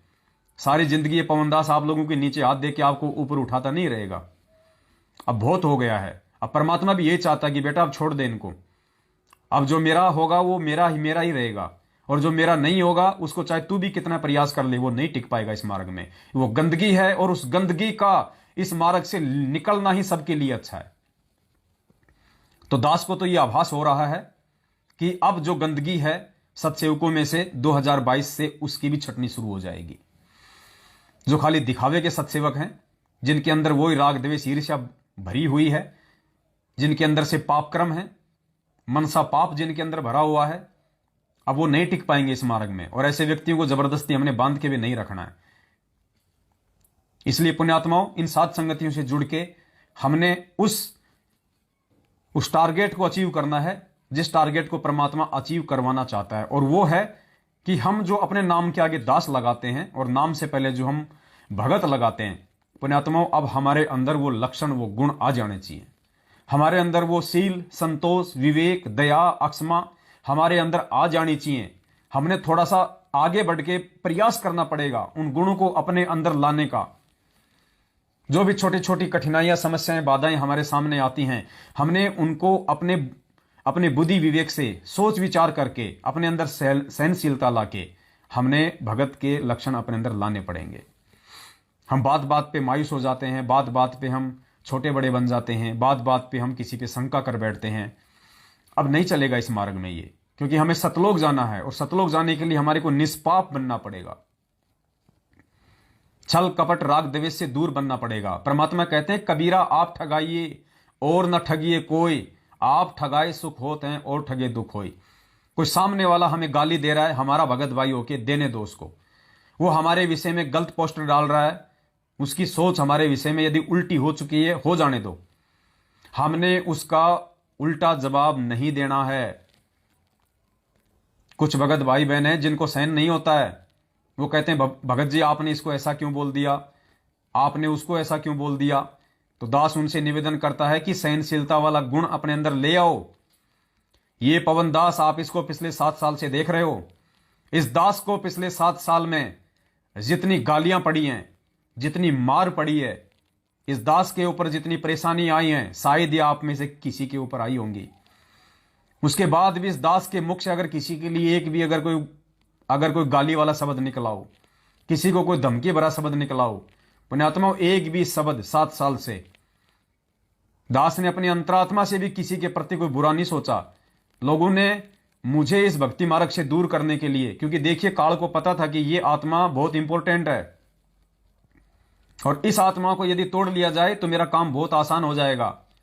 लेकिन उसको यह नहीं पता था कि इस आत्मा के ऊपर जो तेरी नजर है, तेरी नजर से ऊपर इस आत्मा के ऊपर तेरे बाप की नजर है, काल भगवान से ऊपर उस परमपिता परमेश्वर की नजर है, सतगुरु रामपाल जी भगवान की नजर है। काल से पहले इस पवन दास नाम की आत्मा को परमपिता परमेश्वर सतगुरु रामपाल जी भगवान ने साइन कर लिया था कि यह आत्मा मेरी बन की रहेगी। इसलिए काल कोशिश पूरी कोशिश की उसने दास को तोड़ने की हर प्रकार से। जो घटनाएं दास के साथ में घटी हैं, अगर आपके साथ में घट जाएं, आप इस भगवान का 100 में भी नाम ना लें। जिस प्रकार से मुझे तोड़ने का प्रयास किया गया, सबसे पहले तो मुझे भगवान से दूर करने का प्रयास किया गया। मुझे 1 साल हुआ था नाम लिए हुए। 1 साल में किस आदमी को कितना ज्ञान हो जाता आप अच्छे से जानते हैं। आप अपने लेवल को चेक कर लीजिए। जिसने 1-2 साल से नाम दीक्षा ली हुई है, आप अभी तक कितना इस भगवान और भक्ति को आप जी जो है पहचान पाए हैं। 2013 में दास ने नाम लिया, 14 में बरवाला कांड हो गया। उसके 1 साल बाद इस दास को गुरुद्रोही का तमगा दे दिया गया और उस परमात्मा की ऑडियो निकाल के, उसके नाम से ऑडियो निकाल के, और यह कह दिया गया हो कि पवन दास जो है वो गुरुद्रोही हो गया है, उसको संगत से बाहर निकाला जा रहा है। उस पवन दास को, जिस पवन दास ने अपना तन मन धन सब कुछ इस भक्ति मार्ग में लगा दिया, इस परमपिता परमेश्वर को समर्पित कर दिया, ना रिश्तेदारों का रहा, ना अपने घर वालों का रहा। ऐसे व्यक्ति को यदि आप सतगुरुदेव जी की ऑडियो बता के, उनका मैसेज बता के यदि आप इस प्रकार से बोल देते हैं कि आपको तो परमात्मा ने संगत से ही बाहर निकाल दिया, आपको तो गुरुद्रोही घोषित कर दिया। सोचिए अगर उस परमात्मा की मेहर ना होती और अगर थोड़ा बहुत विचार दास ने अगर इस बुद्धि से ना किया होता, तो पुण्यात्माओं, मेरा तो रो रो के जो है मतलब मरना हो जाता कि परमात्मा अब मैं जाऊं कहां। और अगर मेरे अंदर अगर ये बुद्धि विवेक नहीं होता तो मैं अपने भगवान में 100 दोष निकाल लेता कि काहे का भगवान है ये, जिसको ये भी नहीं पता कि मैं इसके लिए मैं इतना कुर्बान हूं और इसने मेरे को ही गुरुद्रोही घोषित कर दिया। लेकिन ये मेरी परीक्षा थी, क्योंकि परमात्मा उसी की परीक्षा लेता है जो परीक्षा देने के लायक होता है।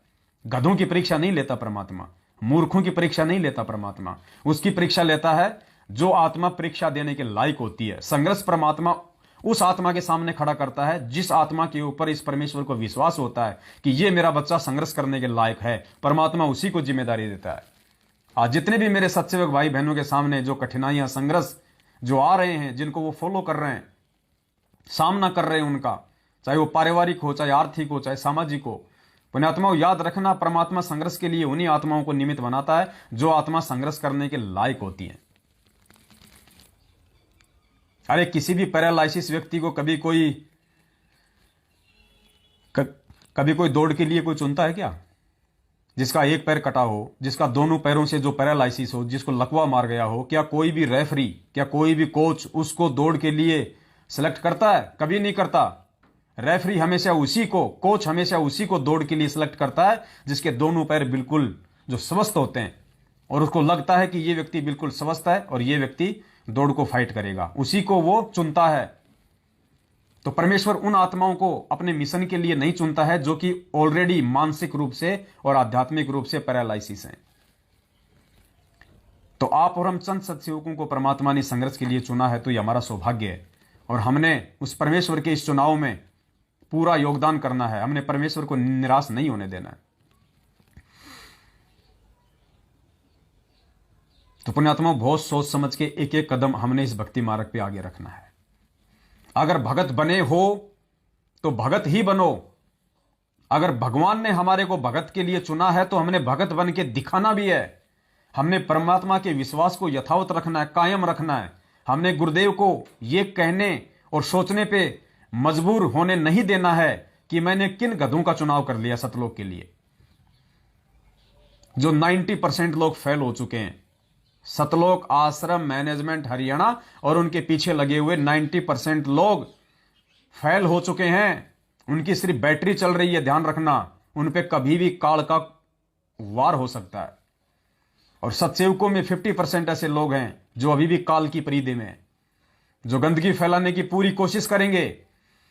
सत्सेवक होने के बावजूद वो लोग गंदगी फैलाने की पूरी कोशिश करेंगे। इसलिए उन आत्माओं को समय रहते आगाह किया जा रहा है कि यदि उस समय उन मनवस, उन काल प्रेरित तथा कथित सत्सेवकों के माध्यम से यदि कोई कुप्रचार इस दास के खिलाफ या साध संगतियों के खिलाफ या आपके अन्य किसी भगत भाई बहन के खिलाफ किया जाता है, तो उस समय आप लोगों को सावधान होने की आवश्यकता है। क्या आप भी उस मनवस व्यक्ति की तरह मनवस होते हैं, या उसकी बात को आधार बना के आप भी भगवान से दूर होते हैं, या फिर आपको जो परमेश्वर ने शील, संतोष, विवेक, दया, अक्षमा और जो ये बुद्धि बख्शी है, आप उसका यूज करते हैं। क्योंकि यह बिगड़ेगा किसी का कुछ नहीं, ना पवन दास का कुछ बिगड़ेगा, ना किसी का कुछ बिगड़ेगा, ना इस भगवान का कुछ बिगड़ेगा। आप अपना बिगाड़ लोगे फालतू में मनसा पाप अपने अंदर पैदा करके, अपने इस नाचीज छोटे से भाई के ऊपर शंका पैदा करके। पुण्यात्मा, कुछ नहीं है, दास का सब कुछ परमात्मा का है। दास ने अपना सब कुछ इस बंदी छोड़ के चरणों में समर्पित कर रखा है। आज अगर ये भगवान कह दे कि बेटा अपने हाथ में चाकू लेके शरीर की बोटी बोटी काट दे, ये दास आज काट के परमात्मा के चरणों में रख देगा, आज ही। इस दास का मकसद केवल सतलोक की प्राप्ति है। और दास जो ये भूमिका निभा रहा है वर्तमान में, मैं कोई जबरदस्ती, कोई बीच में कोई आके नहीं टपका। इस परमेश्वर ने दास को निमित्त बनाया। ये दास तो केवल वो भूमिका निभा रहा है गधे वाली कि अल्लाह मेहरबान तो गधा पहलवान, वरना दास की कोई औकात नहीं है। जो सेवा भगवान ने दी हुई है वो दास कर ले। जो सेवा इस भगवान रामपाल जी ने दी है, पुण्यात्माओं, ये सेवा तो ब्रह्मा विष्णु महेश भी नहीं निभा सकता। क्योंकि परमात्मा ने बताया कि इस काल के खिलाफ एक शब्द ब्रह्मा विष्णु महेश भी नहीं निकाल सकते। उनकी भी औकात नहीं है कि इस काल के खिलाफ एक भी शब्द बोल दें। और पिछले 7 वर्षों से डायरेक्ट इस परमात्मा ने सतलोक आश्रम मैनेजमेंट हरियाणा रूपी काल के साथ में सीधी टक्कर दिलवा रखी है। कितने प्रयास किए इन्होंने दास की हत्या करने की, दास का जो है मर्डर करने की, कितने प्रयास किए इन्होंने, लेकिन ये नहीं तोड़ पाए। क्यों नहीं तोड़ पाए? अगर मैं एक जीव की तरह होता, अगर मेरे ऊपर इस परमेश्वर का कोई आशीर्वाद नहीं होता, या मुझे सतगुरु रामपाल जी भगवान ने निमित्त बना के संघर्ष के लिए खड़ा ना किया होता, तो पुण्यात्माओं, मैं इस मार्ग में नहीं टिक सकता था। अब तक तो पता नहीं मैं किस पंथ और किस संत के चरणों का झूठा चरणामृत पी रहा होता। लेकिन इस परमेश्वर ने खड़ा किया है। इसलिए परमेश्वर की गर्दन ये दास अपने जीते जी कभी भी जो सेवा उन्होंने मुझे दी है, विश्वास करके मैं झुकने नहीं दूंगा, भले मेरी गर्दन ही क्यों ना कट जाए। तो 2022 नजदीक है।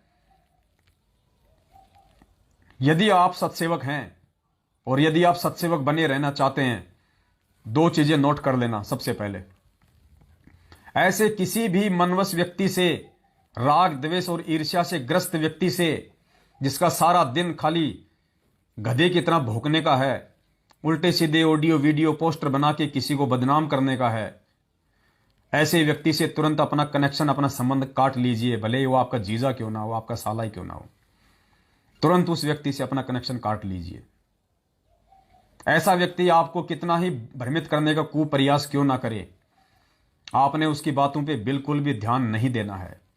यदि आपने सच्चाई देख ली है तो, और यदि आपको विश्वास है तो, और विश्वास है तो ही साथ संगतियों में आओ। अगर आपको लगता है कि हमें विश्वास नहीं है पवन दास पे या साथ संगत वाले भाई बहनों पे या इन साथ संगतियों पे, तो आपका साथ संगतियों में आना बिल्कुल निरर्थक है, बेसलेस है, बेकार है। आप आकर भी कोई लाभ, कोई फल प्राप्त नहीं कर पाओगे पांचों यज्ञ का, और उल्टे भगवान के दोषी बनोगे। क्योंकि मन में पाप लेके भगवान की साथ संगति में बैठने वाला परमात्मा का सबसे बड़ा दोषी होता है। तो नंबर एक, ऐसे लोगों से अपना संपर्क काट लो। ऐसे लोगों के कोई भी ऑडियो वीडियो पोस्टर ना आपने पढ़ने हैं। आपने उन सब के मोबाइल नंबर को ब्लॉक कर देना है, उनके नंबर को आपने ब्लैक लिस्ट में डाल देना है, और भूल कर भी अपने किसी भी भगत भाई बहन का समय बर्बाद करने के लिए आपने डालना नहीं आगे, बिल्कुल भी। उस विषय में यदि आपसे कोई बात करता है, कोई बात करने की कोशिश करता है, तुरंत उसका फोन काट दो, या यह कह दो कि भाई साहब इस मैटर पे 1 सेकंड भी बात की तो मैं आपसे बात नहीं करूंगा। तुरंत फोन काट दो कि मेरा ऐसे व्यक्तियों से कोई संबंध नहीं है, जिनका मेरे गुरुदेव से कोई संबंध नहीं है, जिनके अंदर एक भगत तो छोड़िए, एक आम व्यक्ति के भी लक्षण नहीं है, जो आम जनमानस से भी गई गुजरी और नीची श्रेणी के व्यक्ति हैं। ऐसे व्यक्तियों से मेरा किसी प्रकार का कोई संबंध, कोई लेन देन नहीं है। अगर आपको बात करनी है तो इस परमेश्वर से संबंधित कीजिए। अगर आप किसी ऐसे घटिया व्यक्ति या मनवेश व्यक्ति के विषय में बात करेंगे, मैं तुरंत आपका फोन काटूंगा। और इसमें यदि आप शर्माशर्मी करते हैं तो आप भी एक दिन उस श्रेणी में आ जाओगे, क्योंकि आपके अंदर संघर्ष करने की औकात नहीं है, फिर आपके अंदर संघर्ष करने की हिम्मत नहीं है, आप सच को सच कहने की हिम्मत नहीं है, फिर आपके अंदर काल आपको दबा लेगा। और जिस प्रकार उस जोधपुर वाले भाई के अंदर, जो जोधपुर की साथ संगति में आया था, जिस प्रकार उसके अंदर कुविचार पैदा हो गए, मनसा पाप पैदा हो गया दास के प्रति, भंडारे के पैसे को लेके, अब वो जिंदगी में कभी ऊपर नहीं उठ सकता, कभी भी। क्योंकि बड़ी मुश्किल से उसको परमात्मा ने जोड़े रखा था काफी समय तक, वरना आज से पहले ही वो काल के घेरे में जा चुका था। वरना फिर आप जिंदगी में कभी नहीं उठ पाओगे, कभी परमात्मा आपको स्वीकार नहीं करेगा फिर। और परमात्मा कहते हैं कि रहीमन धागा प्रेम का मत तोड़ो छिटकाए, और टूटे से फिर ना जुड़े, और जुड़े तो गांठ पड़ जाए। अब ये लास्ट एंड फाइनली छटनी है 2022। इस 2022 में परमात्मा अपने उन विशेष आत्माओं को, अपने उस विशेष हंसों को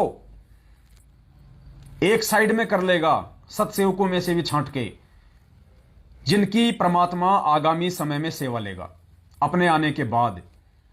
जिन आत्माओं को परमात्मा 24 घंटे अपने साथ रखा करेगा देश विदेश के टूर पे, उन आत्माओं की फाइनल छटनी 2022 है, और वो सत्सेवकों के अंदर से है, बाकी तो सब रिजेक्ट है। दूसरा सबसे अहम पहलू जिस पे आपको ध्यान देना है, क्योंकि काल किसी न किसी तरीके से आपको इस समय झुकाने का प्रयास करेगा, आपको तोड़ने का प्रयास करेगा, गुरु जी के प्रति आपके मन में शंकाएं पैदा करने का प्रयास करेगा, वो हर प्रकार के हथकंडे अपनाएगा। और काल कोई भी हथकंडा, ध्यान रखना, जगत वालों के माध्यम से नहीं अपनाएगा, आपके अपने संगत वालों के माध्यम से अपनाएगा। क्योंकि उसको पता है कि ये आत्माएं अगर धोखा खा सकती हैं तो संगत वालों के माध्यम से खा सकती हैं, जगत वालों के माध्यम से ये धोखा नहीं खाएंगे। इसलिए वो जिन जिन लोगों के अंदर कुप्रेरणा अपना काम निकलवाने के लिए करेगा, वो आपके अपने ही भूतपूर्व भगत भाई बहन होंगे, जिनको आप अपना भगत भाई बहन समझते हैं। जैसे मैनेजमेंट के माध्यम से 90% संगत को खा गया, और अब कुछ लोग हैं जो कि ट्रस्ट की आड़ में, जो ये कहते हैं कि हमने ये ट्रस्ट बना लिया, और अब हम ये ट्रस्ट बना के अब हम सतगुरु रामपाल जी भगवान से मिलने का प्रयास करेंगे, हिसार जेल में जाएंगे, हम उनकी रिहाई का प्रयास करेंगे, हम उनकी जमानत का प्रयास करेंगे। पुण्यात्माओं, ये सबसे भयंकर काल का जाल है, ध्यान रख लेना इस बात को। अगर आप ऐसे किसी भी मनवश व्यक्ति के साथ में जुड़ते हैं जो आज गुरुदेव के हिसार जेल में रहते सहते फालतू के ये ट्रस्ट वर्स्ट बना रहे हैं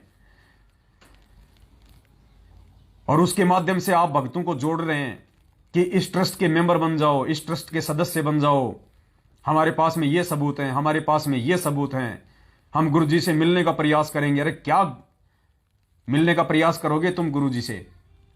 हम सच्चाई जानने का प्रयास करेंगे, हिसार जेल में जाके हम गुरु जी से मिलेंगे। अरे गुरु जी के विषय में सच्चाई जाननी है, बरवाला कांड के विषय में सच्चाई जाननी है तो परमेश्वर के सत्संगों के आधार से जान पाओगे, गुरुदेव के पास जाके नहीं जान पाओगे। ये परीक्षा का दौर है और परीक्षा के समय में कोई मूर्ख ये कहे कि चलो बच्चों सारे इकट्ठे होके पेन कॉपी को यहीं रख दो, कुछ नहीं लिखना किसी ने, चलो सारे इकट्ठे होके हम अपने टीचर के पास चलेंगे और टीचर ही हमें बताएगा कि क्या लिखना है क्या नहीं लिखना है। वो गधा है, गधा। उसको एक समझदार विद्यार्थी की श्रेणी में नहीं गिना जा सकता। वो मूर्ख है, वो भांग पी के आया हुआ परीक्षा देने के लिए। तो कोई भाड़ में पड़े सो पड़े, लेकिन यह संदेशा केवल उन 10% सत्सेवकों को दिया जा रहा। आज 90% तो मूर्ख हैं, वो तो ऑलरेडी मैनेजमेंट के पीछे अपना कर्म धर्म नष्ट कर चुके हैं। सब परमेश्वर की मर्यादा से दूर हैं, परमात्मा के लक्ष्मण रेखा से दूर हैं। वो तो सारे घटिया कुक्रम ऑलरेडी वो कर चुके हैं। काल ने उनको अपनी हद में जकड़ लिया है। उनका तो कभी भी नाश या सर्वनाश निश्चित है। मात्र 10% आत्माएं जो हैं इस धरती पे वो परमेश्वर की है, मात्र 10%। और 10% में से 50% की छटनी 2022 में हो जाएगी, 50% की। अगर अभी भी आपने यदि सत्सेवक बनने के बावजूद भी अपने व्यवहार में, अपने आचरण में, अपनी सोच में, अरे तुम किसी को 5,000 रुपये उधार दे देते हो और 5,000 रुपये उधार देने के बाद उस बेचारे का तुम 50,000 का तो तुम उसका खून पी जाते हो। ये भक्ति हो रही है कि ड्रामा हो रहा है? तुम इंसान हो, जानवर अच्छे हैं तुम्हारे से तो जानवर। अरे गुरुदेव ने कितनी बार कहा सत्संगों में, या तो किसी की मदद मत करो। तुम क्यों फिर तुम दानी बनते हो? तुम क्यों दानवीर बनते हो फालतू में? जब तुम्हारी औकात अगर सहन करने की नहीं है, अगर तुम्हारी औकात अगर किसी को 2 रुपया उधार देके और फिर लेते समय शांति रखने की नहीं है, क्यों तुम फालतू के दानवीर बनते हो? क्यों तुम अपने कर्म फोड़ते हो? क्यों सामने वाले की आत्मा दुखाते हो? तुम मत दो किसी को जबरदस्ती, कोई तेरी जेब से थोड़ी निकाल रहा सामने वाला। उधार मांगना भगत का फर्ज है। एक दूसरे की जो मदद करना है वो गुरुदेव ने हमें सिखाया है। अगर तुम्हारी औकात अगर किसी की मदद करके और अगर सहनशीलता अपनाने की नहीं है तो मत करो किसी की मदद। तुम अपना भी कर्म फोड़ोगे, दूसरे की भी आत्मा दुखाओगे, वो दोष भी तुम अपने सिर पे लोगे। आजकल यही हो रहा है संगत में।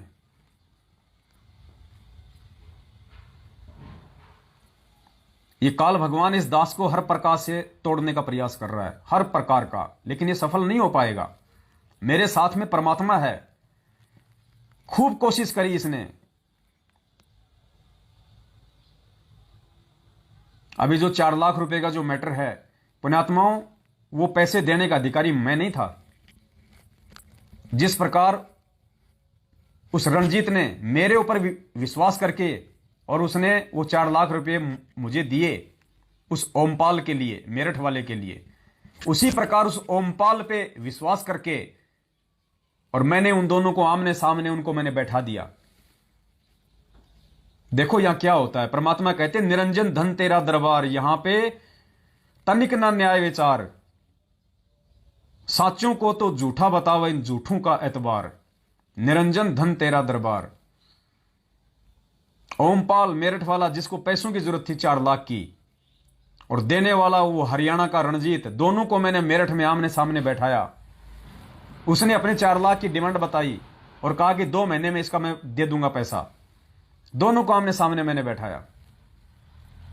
सिर्फ मेरा काम केवल इतना सा था, और इतनी सी जो गलती है उसकी सजा दास भुगत रहा है कि हर महीने करके अब उसको 10-10 हजार रुपए अब दास ने हां भरी है। ये पैसे देने का अधिकारी ये दास नहीं था पुण्यात्माओं, लेकिन परमात्मा कहते हैं राड से बाढ़ भली, राड से बाढ़ भली। परमात्मा कहते हैं हरिजन तो हारा भला और जीतन दे संसार, और हारा तो हरिसु मिले जीता यम की लार। पुण्यात्मा, मेरी आत्मा अंदर से कितनी दुखी हो रही है ये दास जानता है, लेकिन फिर भी दास एक संतोष किए बैठा है। पिछले 2 साल से दास के खिलाफ हजारों की संख्या में ये लोग ऑडियो वीडियो पोस्टर, पता नहीं किस किस प्रकार की अभद्र भाषा और पोस्टर बना बना के डाल रहे हैं। मुझे मेरी इज्जत या बेइज्जती की परवाह नहीं है। मुझे इस गंदे लोक में इज्जत प्राप्त करके अगले जन्म में मुझे गधा नहीं बनना, और ना ही भगत को कोई बेइज्जती की कोई होती है कोई टेंशन, क्योंकि जो अपना परिवार समाज सब कुछ त्याग चुका है इस परमात्मा के प्रति समर्पित होके, तो मेरी इज्जत और मेरी बेइज्जती केवल इस भक्ति में है। अगर मैं भक्ति करूंगा तो मेरी इज्जत है, और अगर मैं भक्ति छोड़ दूंगा तो मेरी बेइज्जती ही बेइज्जती है, चाहे मैं राष्ट्रपति के संपर्क में क्यों ना आ जाऊं। तो इज्जत और बेइज्जती की जो परिभाषा है वो दास ने अच्छे से जान रखी है। परमात्मा ने दास को अच्छे से समझा रखी कि बेटा इज्जत क्या होती है, बेइज्जती क्या होती है, लेकिन ये नालायक अपने वो कर्म फोड़ रहे हैं। इसलिए परमात्मा कहते हैं संत ना छोड़े संतता, चाहे कोटिक मिले असंत। ये जो असंत की भूमिका निभा रहे हैं, दास की आत्मा अंदर से रोती है, लेकिन दास उस चीज को जग जाहिर नहीं करता, और दास हमेशा प्रार्थना करता कि परमात्मा इन नालायकों को क्षमा करना। लेकिन मालिक का विधान है, परमात्मा ने बोल दिया है कि जो भगत होके और किसी भगत की आत्मा दुखाएगा उसका बक्कल उतरेगा। दास किसी को कोई दुराशीष नहीं दे रहा, लेकिन दास उस परमात्मा का विधान बता रहा है जो परमेश्वर ने अपने सत्संगों में जो बता रखा है। दास आपको बार बार वो चीजें आपको सुनाता भी है।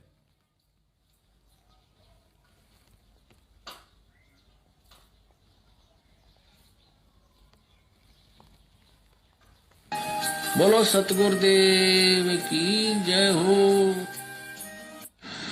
अब क्या बताते हैं कि जो जैसे अम्बरीश राजा विष्णु भगत थे, अब विष्णु जी की भक्ति कर रहे थे, तो वहां परमात्मा विष्णु रूप धारण करके क्या बताना चाहते हैं कि मेरा भक्त अम्बरीश है और उसमें आधीनी है दुर्वासा, तेरे अंदर बकवाद भरी है, और मेरे भक्त ने कोई सता देगा उसका बक्कल तार दूंगा। परमात्मा अपनी महिमा बताना चाहता है कि जो मेरे भक्त को सताएगा उसको नहीं बख्शूंगा। अब पुण्यात्मा, इसमें एक बहुत बड़ा नियम है प्रभु का कि सबसे ज्यादा हमें अधीन रहना होगा। आप 2 भक्त हैं, दोनों ने उपदेश ले रखा है, और तुम आपस में झगड़ा करते हो, और एक भक्त कुछ नहीं कहता, दूसरा उसको नाजायज परेशान करने की चेष्टा करता है, तो परमात्मा उस जो भक्त की रक्षा करेगा। वो भी बेशक भक्त है, जो बेमतलब बकवाद करके दूसरे को तंग कर रहा है भक्त को, तो उसको हानि पहुंचाएगा, जबकि दोनों भक्त ही है। तो इन नियमों को तोड़ने से भी परमात्मा हमारे से दूर होता है और हम अभगत बन जाते हैं। पुण्यात्मा, ये विधान बताया गुरुदेव भगवान ने, और ये परमात्मा है। संत वचन पलटे नहीं, पलट जाए ब्रह्मांड। आने वाले समय में इन लोगों के साथ में क्या बीतेगी ये आप अपनी आंखों से देख लेना। जो बेवजह नाजायज तरीके से साध संगतियों को रोकने के लिए काल प्रेरणा से जिस प्रकार से ये लोग इस पवन दास को दुखी कर रहे हैं, इस पवन दास को परेशान करने का प्रयास कर रहे हैं, आने वाले समय में इनके साथ में क्या गुजरेगी, अभी इनकी बुद्धि के ऊपर पत्थर पड़े हैं, क्योंकि काल सवार है। ये सोच रहे हैं कि हम बहुत अच्छा कर रहे हैं, हम बहुत अच्छा कर रहे हैं। ये अपने भविष्य में कितने ये लोग ये कांटे बो रहे हैं, इनको खुद को नहीं पता। और दास जानबूझ के दुखी इसलिए नहीं होता कि कहीं वो परमात्मा दुखी ना हो जाए। अगर परमात्मा दुखी हो गए तो इनका बक्कल उतार देगा इनका यहीं पे। इसलिए दास हमेशा परमात्मा से प्रार्थना करता कि परमेश्वर हो सके तो इनको सद्बुद्धि दीजिए, इन गधों को। और दास के साथ परमात्मा है भाई। इन्होंने खूब कोशिश की जोधपुर की साथ संगति रोकने की, बहुत ज्यादा कोशिश की। दास को इस काल ने इतना डराया धमकाया।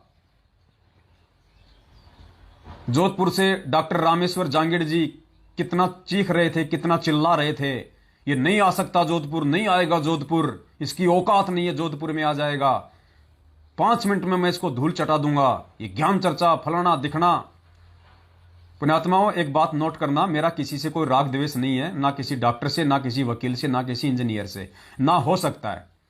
आपको पता होगा आज से 7-8 महीने पहले जब ये डॉक्टर रामेश्वर जांगिड़ ने इस परमेश्वर के ज्ञान विरुद्ध बातें करना संगत में शुरू की थी, तो दास ने इसको कह दिया था कि भैया थोड़े दिनों में तू अपना लोटा लंगोटा लेने वाला है। तो ये दास के कितना भयंकर पीछे पड़ा था कि तू कहां है, तेरा एड्रेस बता, अभी मैं जो है 10 मिनट में आ जाऊंगा। तू नहीं बताएगा तो मेरी प्रशासनिक अप्रोच इतनी जबरदस्त है, मैं तेरी लोकेशन निकाल लूंगा। उस समय दास की मजबूरी थी, क्योंकि दास किसी जीव के उकसाने से अपना काम नहीं करता। दास कभी भी जोश में होश खो के काम नहीं करता। मुझे पता है कि भगवान ने मुझे जो सेवा दी है और परमेश्वर के दिखाए रास्ते अनुसार मैं चलता हूं। मुझे पता है कि यह काल तुझे उकसा रहा है, काल तुझे जोश दिला रहा है, लेकिन दास परमेश्वर का दास है। उस समय दास की सेवा परमात्मा की रजा से केवल यही थी कि बेटा चुपचाप रह के जो तुझे मैंने कुछ सब्जेक्ट दिए हैं उनके ऊपर लाइव वीडियो बना, हर शनिवार और रविवार को। तो आपको पता है कि साल भर पहले दास हर शनिवार हर रविवार को 3-3, 4-4 घंटे लाइव आता था। वो वीडियो बनाने बहुत आवश्यक थे। अगर मैं उस समय इन लोगों को अपना एड्रेस दे देता तो बेवजह ये लोग मेरे घर पे आके बैठ जाते। उखाड़ तो कुछ नहीं पाते, लेकिन बेवजह ये मुझे दुखी करते, ये मुझे जो है परेशान करते, और मैं वो सेवा नहीं कर पाता जिस सेवा के लिए परमात्मा ने उस समय मुझे निमित्त बनाया था।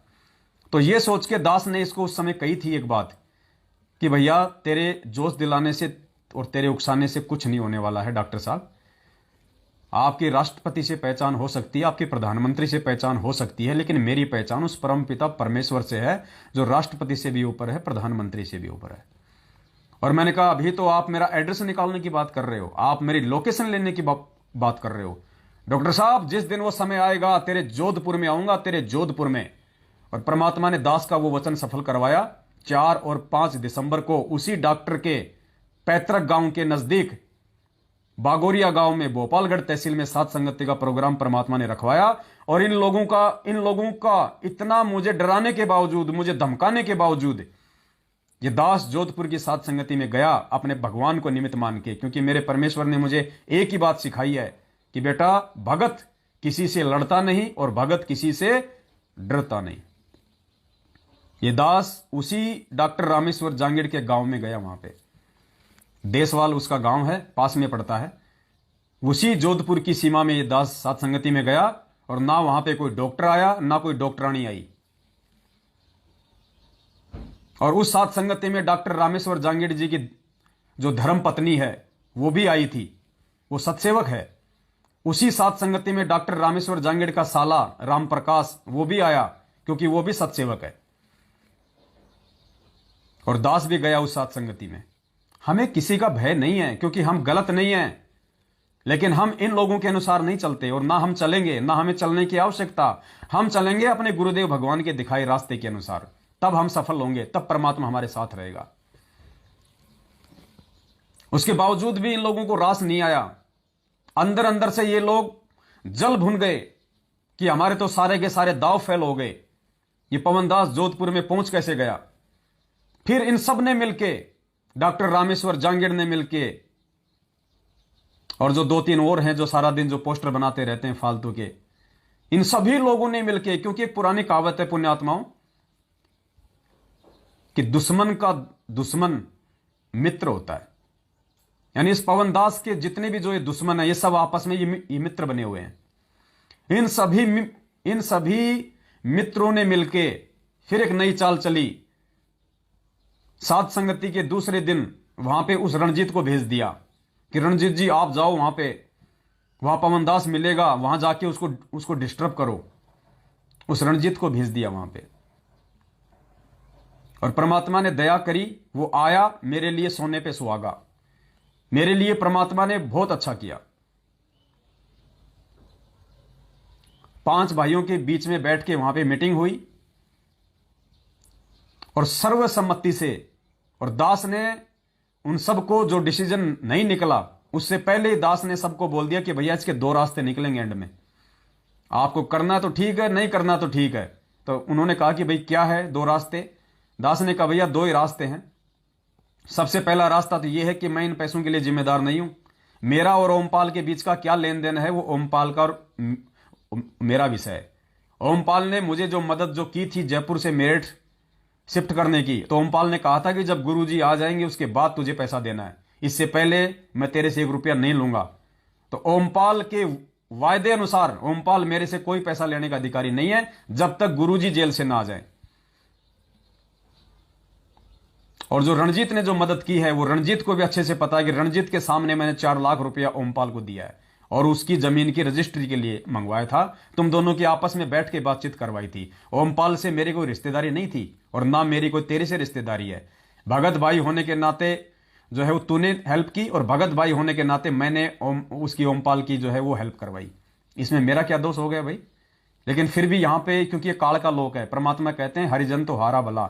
आज दास जबरदस्ती कि इस परमेश्वर के मार्ग में ये गंदे लोग अपनी और गंदगी ना फैलाएं, अपने और ज्यादा कर्म ये ना बिगाड़ें, उस परमेश्वर के दोषी ना बने, अकाल मौत मरने का जो कारण है वो ये लोग ना बने।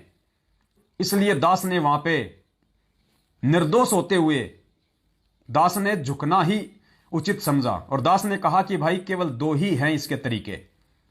उन्होंने कहा कि भगत जी क्या तरीके? दास ने कहा कि पहला तरीका तो यह है कि इस दास के पास में कोई 1 रुपया भी नहीं है। दास अपना मकान किराया भी भगत भाई बहनों से ले लेके भर रहा है, क्योंकि 24 घंटे यदि मैं परमेश्वर की सेवा में रहूंगा तो सबको पता है मैं काम कर पाऊंगा या फिर मैं क्या कर पाऊंगा। आप रह के देख लो एक बार, 2 महीने कोई भी 24 घंटे वो भूमिका निभा लो जो ये दास निभा रहा है। आपके घर पे पीछे से अगर 40,000 का अगर वो खर्चा ना आ जाए तो मुझे कह देना। तो भाई मेरे पास कुछ है नहीं, थोड़ा बहुत मैं मेरा काम धंधा करता हूं, उसमें मेरा काम हो नहीं रहा। तो पहली बात तो यह कि मेरे पास इसको देने के लिए कोई चवन्नी नहीं है। ये चाहे कोई मुकदमा करे, चाहे जो मर्जी करे, इसको छूट है। और दूसरा रास्ता मेरे पास में यह है कि उस परमेश्वर के ज्ञान आधार से और परमेश्वर की मर्यादाओं को समझते हुए और परमेश्वर के वचन अनुसार एक अच्छे और नेक इंसान की भूमिका निभाते हुए, एक भगत का रोल करते हुए मैं ये कर सकता हूं कि अगर ओमपाल यदि अपनी बातों से आज वो मुकर रहा है और वो यदि इस पवन दास के पैसों की एवज में या अगर इस रणजीत को पैसा नहीं दे रहा है और ये कह रहा है कि पवन दास मेरे देगा जब मैं तेरे दूंगा, तो फिर मैं इस रणजीत को भी दुखी नहीं होने दूंगा, क्योंकि उसकी भी गलती नहीं है बेचारे की। उसने भी मेरे ऊपर विश्वास करके ओमपाल की मदद की और मैंने ओमपाल पे विश्वास करके उससे मदद ली। तो इसमें मैं रणजीत का भी मैं कोई दोष नहीं दूंगा। तो मैंने कहा इस कारण कि ये आत्मा भी दुखी ना हो, मैं ये कर सकता हूं, चाहे मेरे को कहीं से भी कोई एडजस्टमेंट करना पड़े, हर महीने 10-10 हजार रुपए मैं इसके खाते में डालता रहूंगा। तो जो दूसरा ऑप्शन था ये सबको पसंद आया। रणजीत ने भी अपनी सर्वसम्मति से वो वीडियो दास ने डाल दिया है यूट्यूब पे। दास वीडियो तो नहीं डालना चाह रहा था क्योंकि दास ये फालतू की जो नौटंकी है इनमें दास ज्यादा भागीदार नहीं होता, लेकिन कुछ काल प्रेरित लोगों को जो है वो मजा नहीं आ रहा था। वो चाहते हैं कि कोई ना कोई टॉपिक, कोई ना कोई बहाना उनको मिले जिससे कि हम पवन दास को हम बदनाम करें। वो वीडियो भेजो, वो वीडियो भेजो। तो दास ने सोचा भाई लो इनको भी कर देते हैं खुश। दास ने उस वीडियो को कल फेसबुक पे, यूट्यूब पे वायरल कर दिया, जैसे हमारा एग्रीमेंट हुआ था। वही बातें जो मैं आपको बता रहा हूं। अब ये वीडियो हासिल करके उनको कौन सी खुशी मिल जाएगी राम जाने। तो दास ने कहा कि हर महीने 10-10 हजार रुपए मैं इसको दे सकता हूं अगर ये लेना चाहे तो उसने अपनी हां भर दी। वीडियो बन चुका है, सर्वसम्मति से हुआ है। कल को अगर ये अपनी बात से यदि पलटी खाता है तो कोर्ट में सबसे बड़ा एविडेंस वो वीडियो है, सबसे बड़ा एविडेंस। आप ये अपनी बातों से नहीं खा सकते पलटी। पुण्यात्मा उसके बाद भी आए दिन देखो किस प्रकार के ये लोग ये घटिया पोस्टर बना बना के डाल रहे हैं। वही रणजीत जो वहां कह रहा है कि मैं आज के बाद में इस मैटर पे किसी से कोई बात नहीं करूंगा, खुद उन दुष्टों के साथ में कॉल रिकॉर्डिंग कर रहा है, उन ऑडियो को वायरल कर रहा है। पुण्यात्माओं ये भगत हैं। इसलिए परमात्मा ने कहा था कि बेवजह यदि कोई मेरे भगत को दुखी करेगा, चाहे सामने वाला भी भगत ही क्यों ना हो, उसका बक्कल उतरेगा। तो पुण्यात्माओं ये जितने भी लोग हैं, ये लोग अकाल मौत मरने का अपना सफर तय कर रहे हैं, अकाल मौत मरने का। इसलिए दास निवेदन कर रहा कि ऐसे दुष्ट प्राणियों से जिनके अंदर एडी से चोटी तक काल भगवान बैठा हुआ है, दुष्टता ही उनके अंदर दुष्टता है, और ऐसे लोगों के लिए परमात्मा ने कहा था कि संगत माही कुसंगत उपजय, और जैसे बण में बांस आप पे घिस घिस आग लगा ले करे औरा का भी नाश। ऐसे लोगों से आप अपने संपर्क तोड़ दो। और परमेश्वर की दया देखो पुण्यात्माओं, कुछ ही समय बाद में दास के संपर्क में एक भाई आ गया। थोड़ी थोड़ी बातें मेरी उससे हो रही थी पहले। जैसे ये एग्रीमेंट हुआ, उसके आधे घंटे बाद में एक परमेश्वर ने अपनी आत्मा को सामने लाके खड़ा कर दिया और कहा भगत जी निश्चिंत हो जाओ, आपकी जिम्मेदारी नहीं है, हर महीने की 1 तारीख को मैं इसके खाते में पैसा डालूंगा जब तक इसका 4 लाख पूरा नहीं हो जाएगा। उस भाई ने उठ लिया कि भगत जी ये 4 लाख रुपए की जिम्मेदारी मेरी है, आप अपनी सेवाओं पे ध्यान दो। जो भगवान ने आपको निमित्त बना के रखा हुआ है, परमेश्वर ने आपको जो सात संगतियों के लिए निमित्त बनाया, आप वो सेवा करो भगत जी।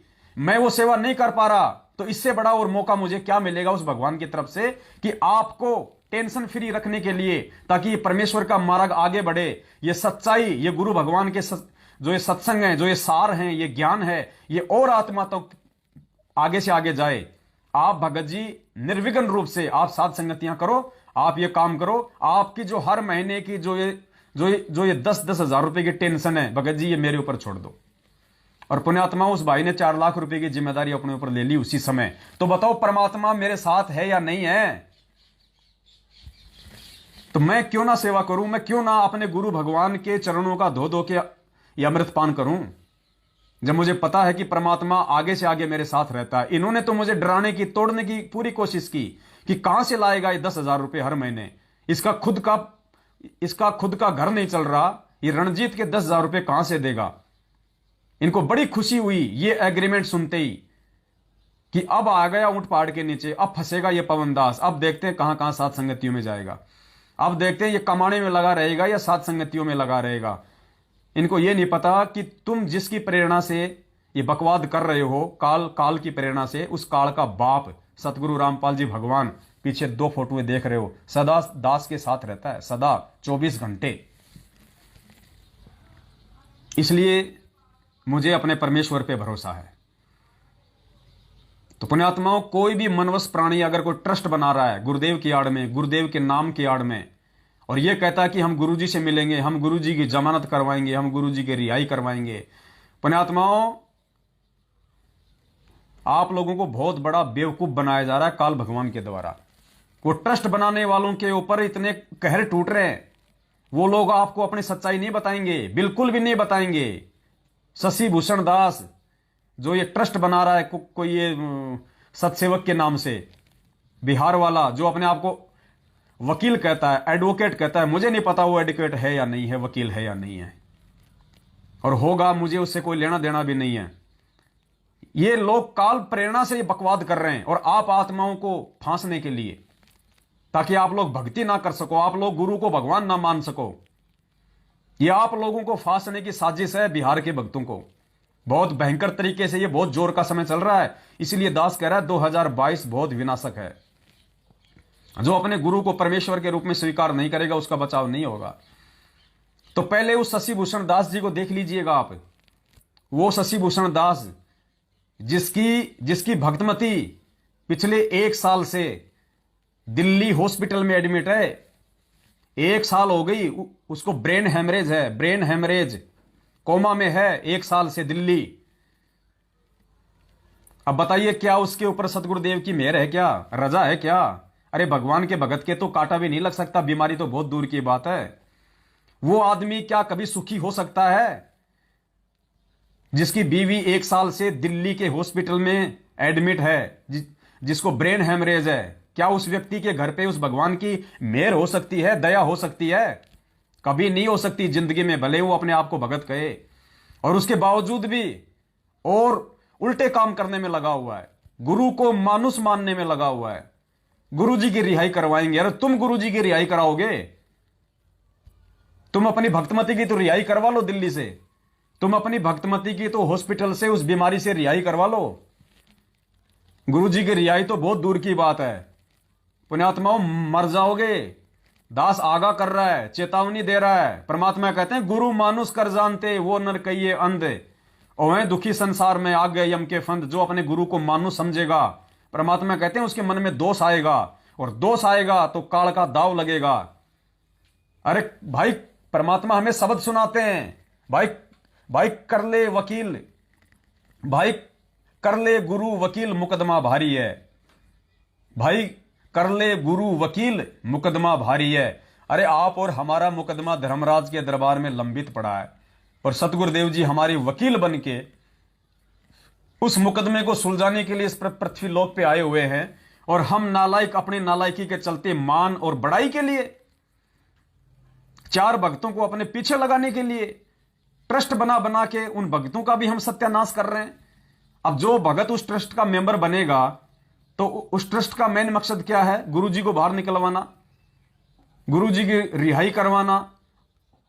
अब बताओ, जो उस ट्रस्ट का मेंबर जो बन गया, उस भगत ने तो अपने गुरु को मानुस मान लिया, तुम निकलवाओगे गुरुजी को।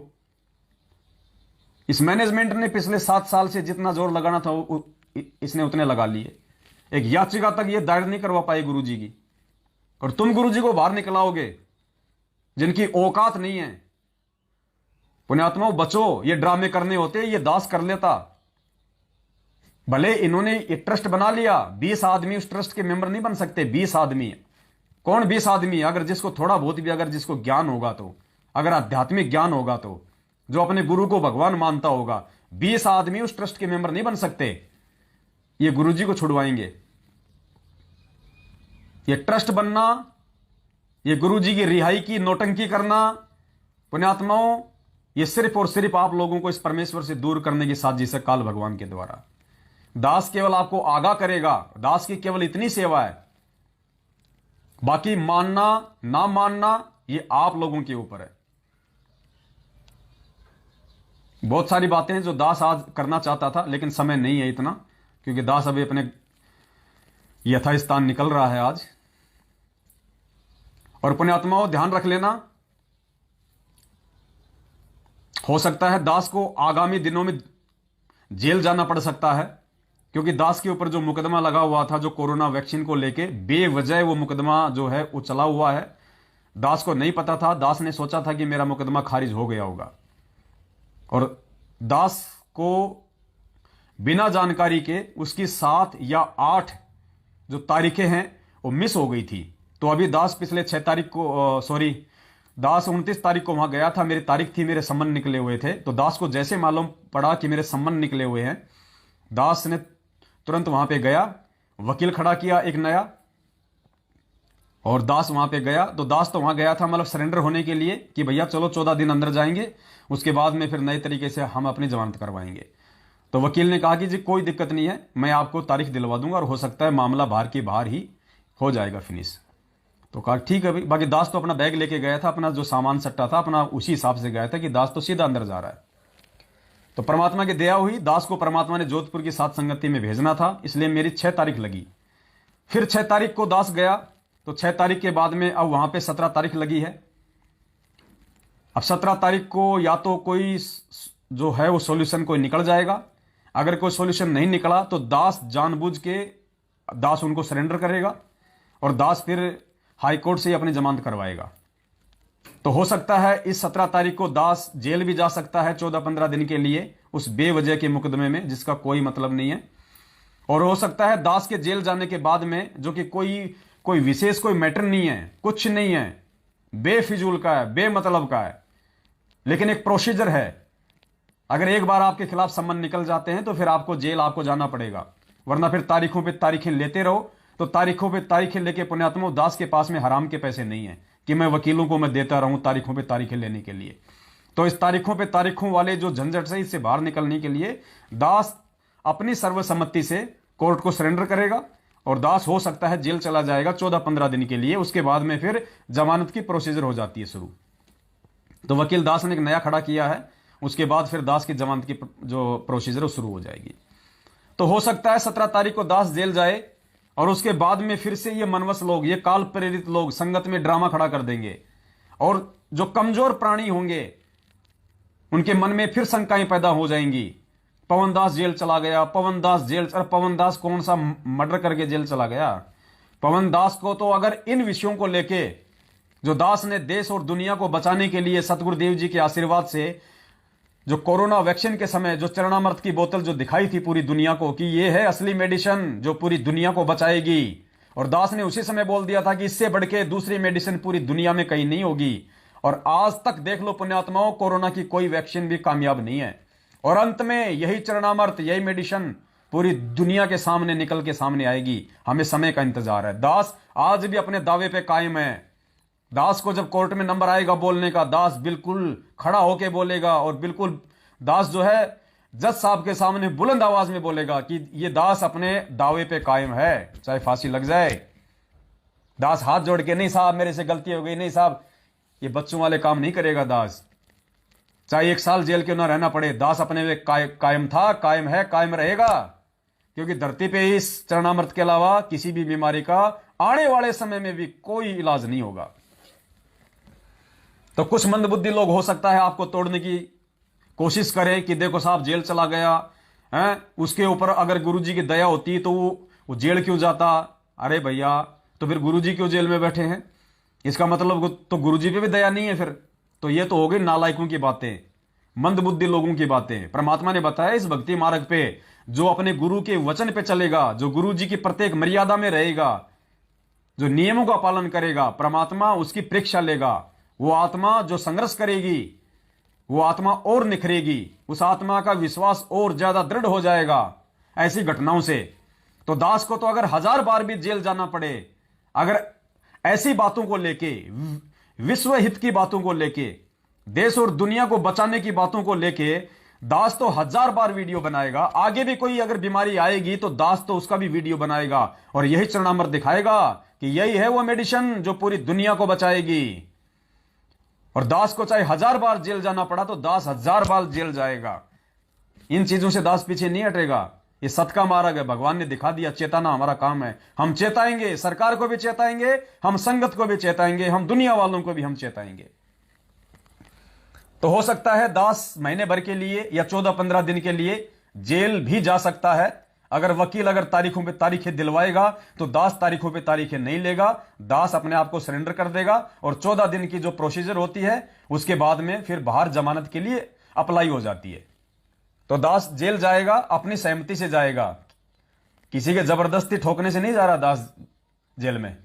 तो हो सकता है मेरे पीछे से कुछ नालायक, कुछ मनवस लोग, कुछ काल प्रेरित लोग जो दास से ईर्ष्या रखते हैं, जो मेरे सत्सेवक भाई बहनों से जो वो जलते हैं, ऐसे लोग हो सकता है झूठी बात का बतंगड़ बना बना के, ऑडियो वीडियो पोस्टर बना बना के, क्योंकि उनका मुख्य काम क्या है, किसी भी तरीके से जो आत्माएं साध संगति से जुड़ी हुई है इनको तोड़ा जाए, इनके मनोबल को गिराया जाए, गुरुजी के ऊपर से और साध संगतियों के ऊपर से इनके विश्वास को तोड़ा जाए। उनका मुख्य मकसद ही यही होगा। और पुण्यात्माओं, यही आपने नहीं होने देना। ये पवन दास जेल तो क्या, अगर इसकी गर्दन भी कट जाए तो आपने साध संगतियां करनी नहीं छोड़नी है। आपने परमेश्वर के मार्ग को 2 कदम ऊपर ही लेके जाना है। पीछे झुकने का मानस बिल्कुल मत बना लेना और विश्वास रखना, परमेश्वर तुम सबके साथ में है, भगवान तुम सबके साथ में है। बस वो परीक्षा लेता अपने बच्चों की। तो ऐसे किसी भी व्यक्ति के झांसे में नहीं आना है। ये दास जेल चला जाए कोई बड़ी बात नहीं है। पीछे से अपने कजोड़ भगत जी हैं, शंका समाधान के 4 नंबर हैं, आप उनके संपर्क में रहिएगा। जहां भी कोई साथ संगति होगी आपको उसकी जानकारी देंगे हमारे भाई बंधु, आपको नॉलेज मिलता रहेगा। और अगर वो भी ना हो, कुछ भी ना हो, तो भी पुण्यात्माओं, ये ज्ञान आधार सदा अपने पास में रखना और गुरुदेव को सदा अपने शीश पे बैठा हुआ समझना। क्योंकि परीक्षा उसी आत्मा की होगी, संघर्ष भगवान उसी आत्मा से करवाएगा जिसको परमात्मा ने पार करना होगा। गुरुदेव ने क्या बताया, लोहार उसी लोहे की वस्तु बनाता है जिस लोहे से उसने कोई औजार बनाना होगा, और औजार बनने के बाद उसकी कीमत बनती है। अब 1 किलो लोहा 20-25 रुपए किलो आता है, और अगर 100 ग्राम लोहे का अगर कोई वस्तु अगर बना दे तो लोहार अकेले 100 ग्राम वस्तु का जो उसने औजार बनाया है उसी का 100 रुपए ले लेता है। तो कहां तो 1 किलो का 100 रुपए और कहां 100 ग्राम का 100 रुपए। तो परमेश्वर हमें वो चीज बनाना चाहते हैं, परमेश्वर हमें वो भगत बनाना चाहते हैं, परमेश्वर हमें उस लेवल का दास बनाना चाहते हैं जिसके बाद हमारी कीमत बने और हम परमेश्वर के शतलोक में पैर रखने के लायक बने। तो पुण्यात्माओं, ये परमेश्वर का मार्ग है। बहुत ही सोच समझ के और आपने ये धैर्य रखना पड़ेगा। आपने बहुत ही विवेक के साथ में, आप 2 भगत हैं, आप 3 भगत हैं, आप तीनों आप सत्सेवक हैं, आप तीनों साथ संगतियों में आ रहे हैं। कल को उनमें से एक यदि काल प्रेरित हो जाता है, जो सबसे अच्छा मान रहे थे आप उन तीनों में से, वो सबसे अच्छा यदि कल को किसी वजह से, ज्ञान की कमी से, नासमझी की वजह से, अज्ञानता की वजह से या अपने कमजोर भक्ति संस्कारों की वजह से किसी दूसरे ने उसके मन में कोई शंका डाल दी, वो भ्रमित हो गया, पुण्यात्मा उसकी तरफ नहीं देखना है। वो चाहे कितना अच्छा सत्सेवक था, वो चाहे हर साथ संगति में आता था, वो चाहे 5-5 हजार रुपए की सेवा करता था। आपने उसको देख के नहीं चलना। भक्ति मार्ग में अगर चलना है आपने तो गुरुदेव को देख के चलना है और गुरुदेव के तत्व ज्ञान को देख के चलना है। आपने उसकी बातों से आहत नहीं होना, अपने आप को उसकी बातों से आपने कमजोर नहीं बनाना। आपने यह देखना है कि यह गलत कहां है, इसके ऊपर काल का दाव कहां लगा है, वो दाव मेरे ऊपर ना लग जाए। आपने अपने भाइयों के प्रति कोई शंका पैदा नहीं करनी, साथ संगतियों के प्रति कोई शंका पैदा नहीं करनी। पुण्यात्माओं, ये पवनदास और जितने भी मेरे भगत भाई बहन जो साथ संगतियों में मुख्य भूमिका निभा रहे हैं, पुण्यात्माओं, हम ये गर्दन कटवा सकते हैं लेकिन हम एक पैसे का दुरुपयोग नहीं करेंगे। एक पैसे का दुरुपयोग हम कह चुके हैं कि जिस दिन इस परमेश्वर के मार्ग में हमने जानबूझ के एक पैसे का भी दुरुपयोग किया या अपने निजी जीवन में भगत भाई बहनों के उस पैसे का या उस भंडारे के पैसे का अगर 1 रुपये का भी मिसयूज किया, परमात्मा उसी क्षण हमारे सिर में कीड़े डालना। इससे बड़ा प्रूफ और कोई नहीं दे सकता। मैं हनुमान नहीं हूं जो मैं छाती फाड़ के दिखा दूंगा।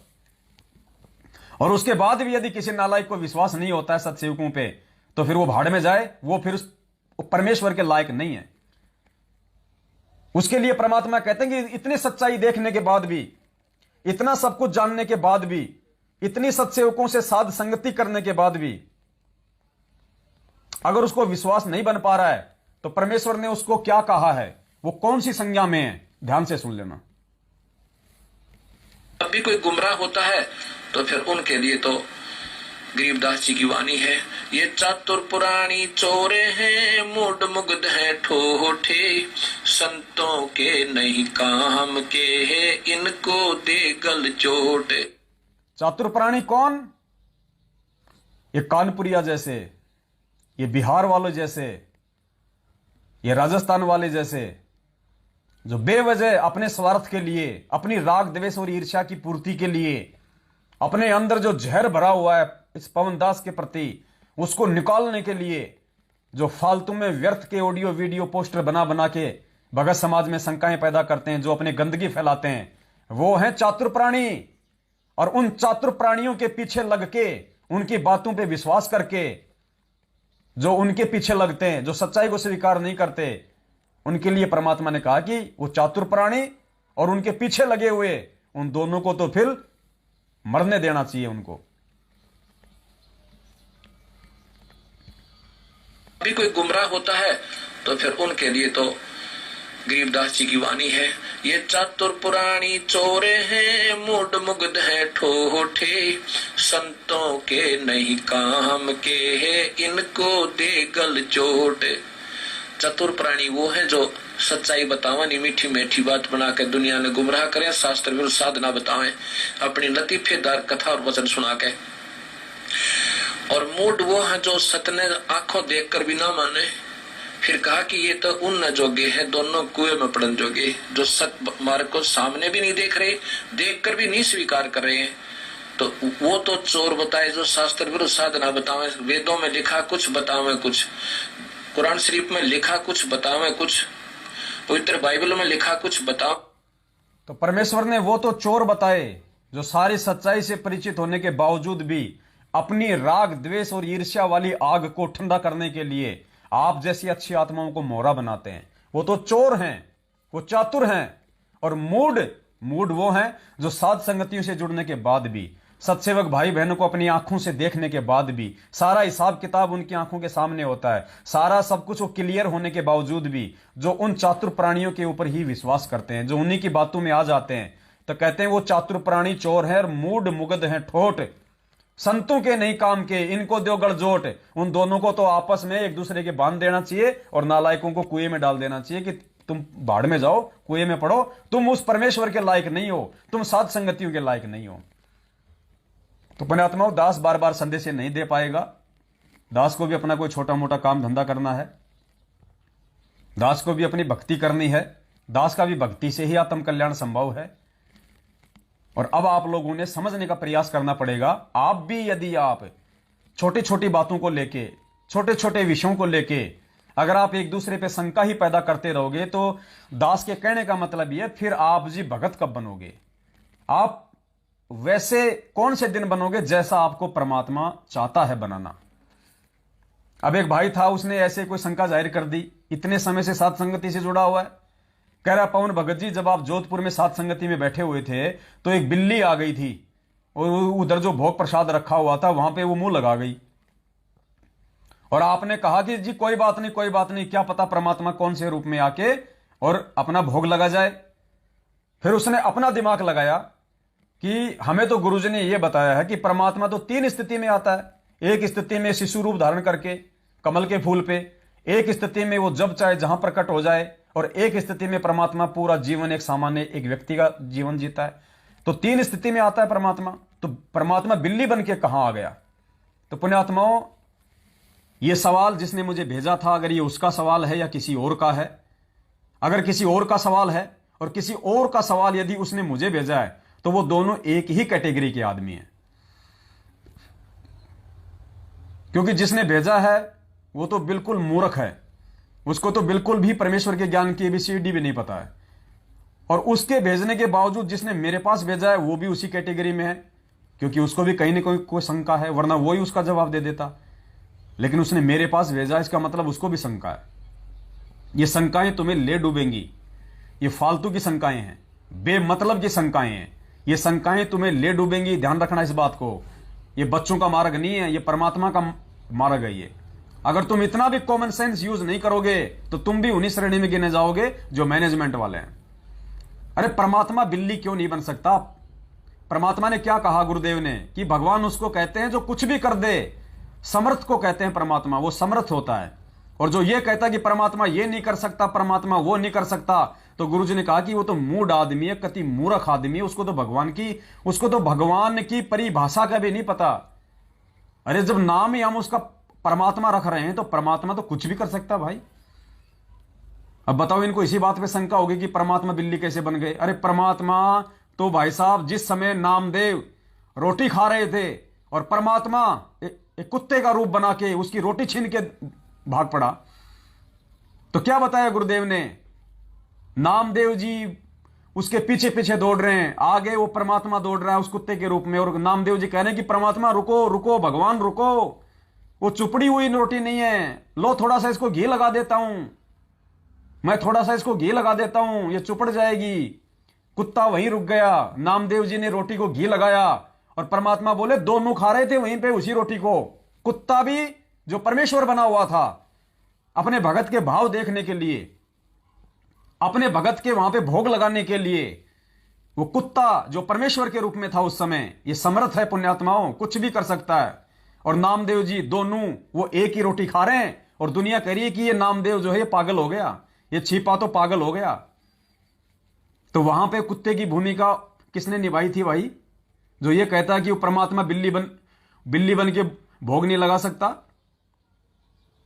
और जब वो शंखासुर नाम का राक्षस वेदों को चुरा के ब्रह्मा जी से जब वो समुद्र में डुबोने जा रहा था, अरे तो वरहा रूप बना के, वरहा क्या होता है पता है? सुअर। वरहा रूप बना के उन वेदों को शंखासुर से किसने छुड़ाए? इस कबीर परमात्मा ने। वो वरहा रूप जिसे दुनिया कहती है कि वो विष्णु जी ने बनाया, वो विष्णु ये कबीर परमात्मा था, सतगुरु रामपाल जी भगवान था, जिसने वरहा रूप बना के, सुअर का रूप बना के शंखासुर को मारा और वेदों को बचाया। तो क्या नहीं बन सकता परमात्मा?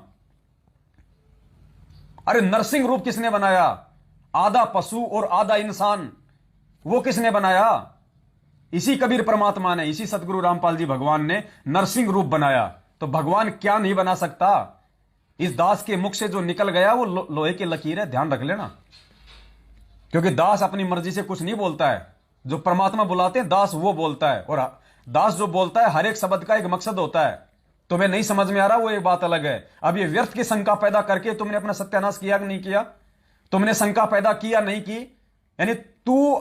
यानी आपने अपनी ये अज्ञानता आज सर्वसंगत के सामने जाहिर कर दी कि परमात्मा क्या कर सकता है क्या नहीं कर सकता, इस विषय में मुझे कुछ नहीं पता। समर्थ कुछ भी कर सकता है, समर्थ कोई भी रोल बना सकता है। गुरुदेव ने क्या बताया? जब मोर ध्वज के दरबार में श्री कृष्ण जी अर्जुन का अहंकार तोड़ने के लिए और राजा मोर ध्वज के दरबार में गए, वो मोर ध्वज जिसने अपने बेटे का आरे से सिर चीरा था, राजा और रानी ने, दोनों ने उस मोर ध्वज के दरबार में गए और क्या कहा था वहां पे? गुरुदेव ने कहा कि श्री कृष्ण और अर्जुन जब गए थे तो साथ में एक शेर भी था, एक शेर भी लेके गए थे। और श्री कृष्ण ने कहा कि मेरा जो शेर है वो मांस खाएगा, और ये किसी ऐसे वैसे व्यक्ति का मांस नहीं खाएगा कि किसी भी कोई पल्लेदार को, कोई मजदूर को ले आओ, ये तुम्हारे ही परिवार का मांस खाएगा। और एक बात और सुन लो, आज ये शेर जिसका मांस खाएगा सीधा वो स्वर्ग में जाएगा। तो मोर ध्वज ने सोचा कि मेरा मांस खाए, उस स्वर्ग की लालसा के लिए। रानी ने सोचा मेरा खाए, बेटा सोचे मेरा खाए।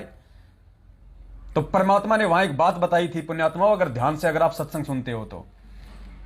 गुरुदेव ने कहा कि वो शेर कौन था? वो शेर मांस खाने वाला नहीं था। गुरुदेव ने कहा कि यही बात अगर जिसे समझ में आ गई, समझो तत्व ज्ञान समझ में आ गया, वो परमात्मा, वो कबीर साहिब शेर बन के गया था। श्री कृष्ण के साथ में जो शेर था वो कबीर परमात्मा था। और गुरुजी ने कहा कि वो शेर मांस खाने वाला नहीं था। अगर वो मांस खाने वाला शेर होता तो उस समय उस बेटे को मांस वो शेर खाता, और शेर खाता तो दुनिया का विश्वास, भक्ति और भगवान से उड़ जाता। लेकिन परमेश्वर ने कहा कि वो जो शेर था वो मांस खाने वाला नहीं था। और जिसको ये बात समझ में आ जाएगी, यही तत्व ज्ञान है। खुद वो कबीर परमात्मा इस भगत की और अपनी भक्ति की रक्षा रखने के लिए इनके साथ में शेर रूप धारण करके गया था। तो परमात्मा क्या नहीं बन सकता? जब शेर बन सकता है तो बिल्ली नहीं बन सकता क्या? अभी हमारी बुद्धि इन चीजों को स्वीकार नहीं कर रही, तो दूसरे को दोष देना ठीक नहीं है भाई। ये व्यर्थ की शंकाएं, फालतू की शंकाएं, कॉमन सेंस की बातें। और अगर ये बातें भी तुम्हारे अभी तक समझ में नहीं आ रही हैं तो भगवान से कोसों दूर हो। सात संगतियों का कोई फायदा नहीं है। इसलिए तो दास कह रहा है कि 2022 ऐसे ही लोगों की छटनी है।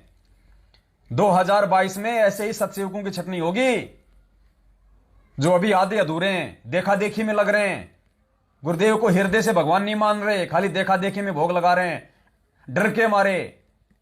ऐसों की परमात्मा रक्षा नहीं करेगा।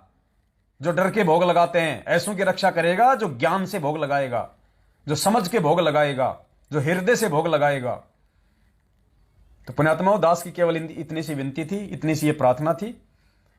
देखो, दास की सेवा है आप लोगों को सही समय पे सही संदेशा देने की, आप लोगों को जागरूक करने की।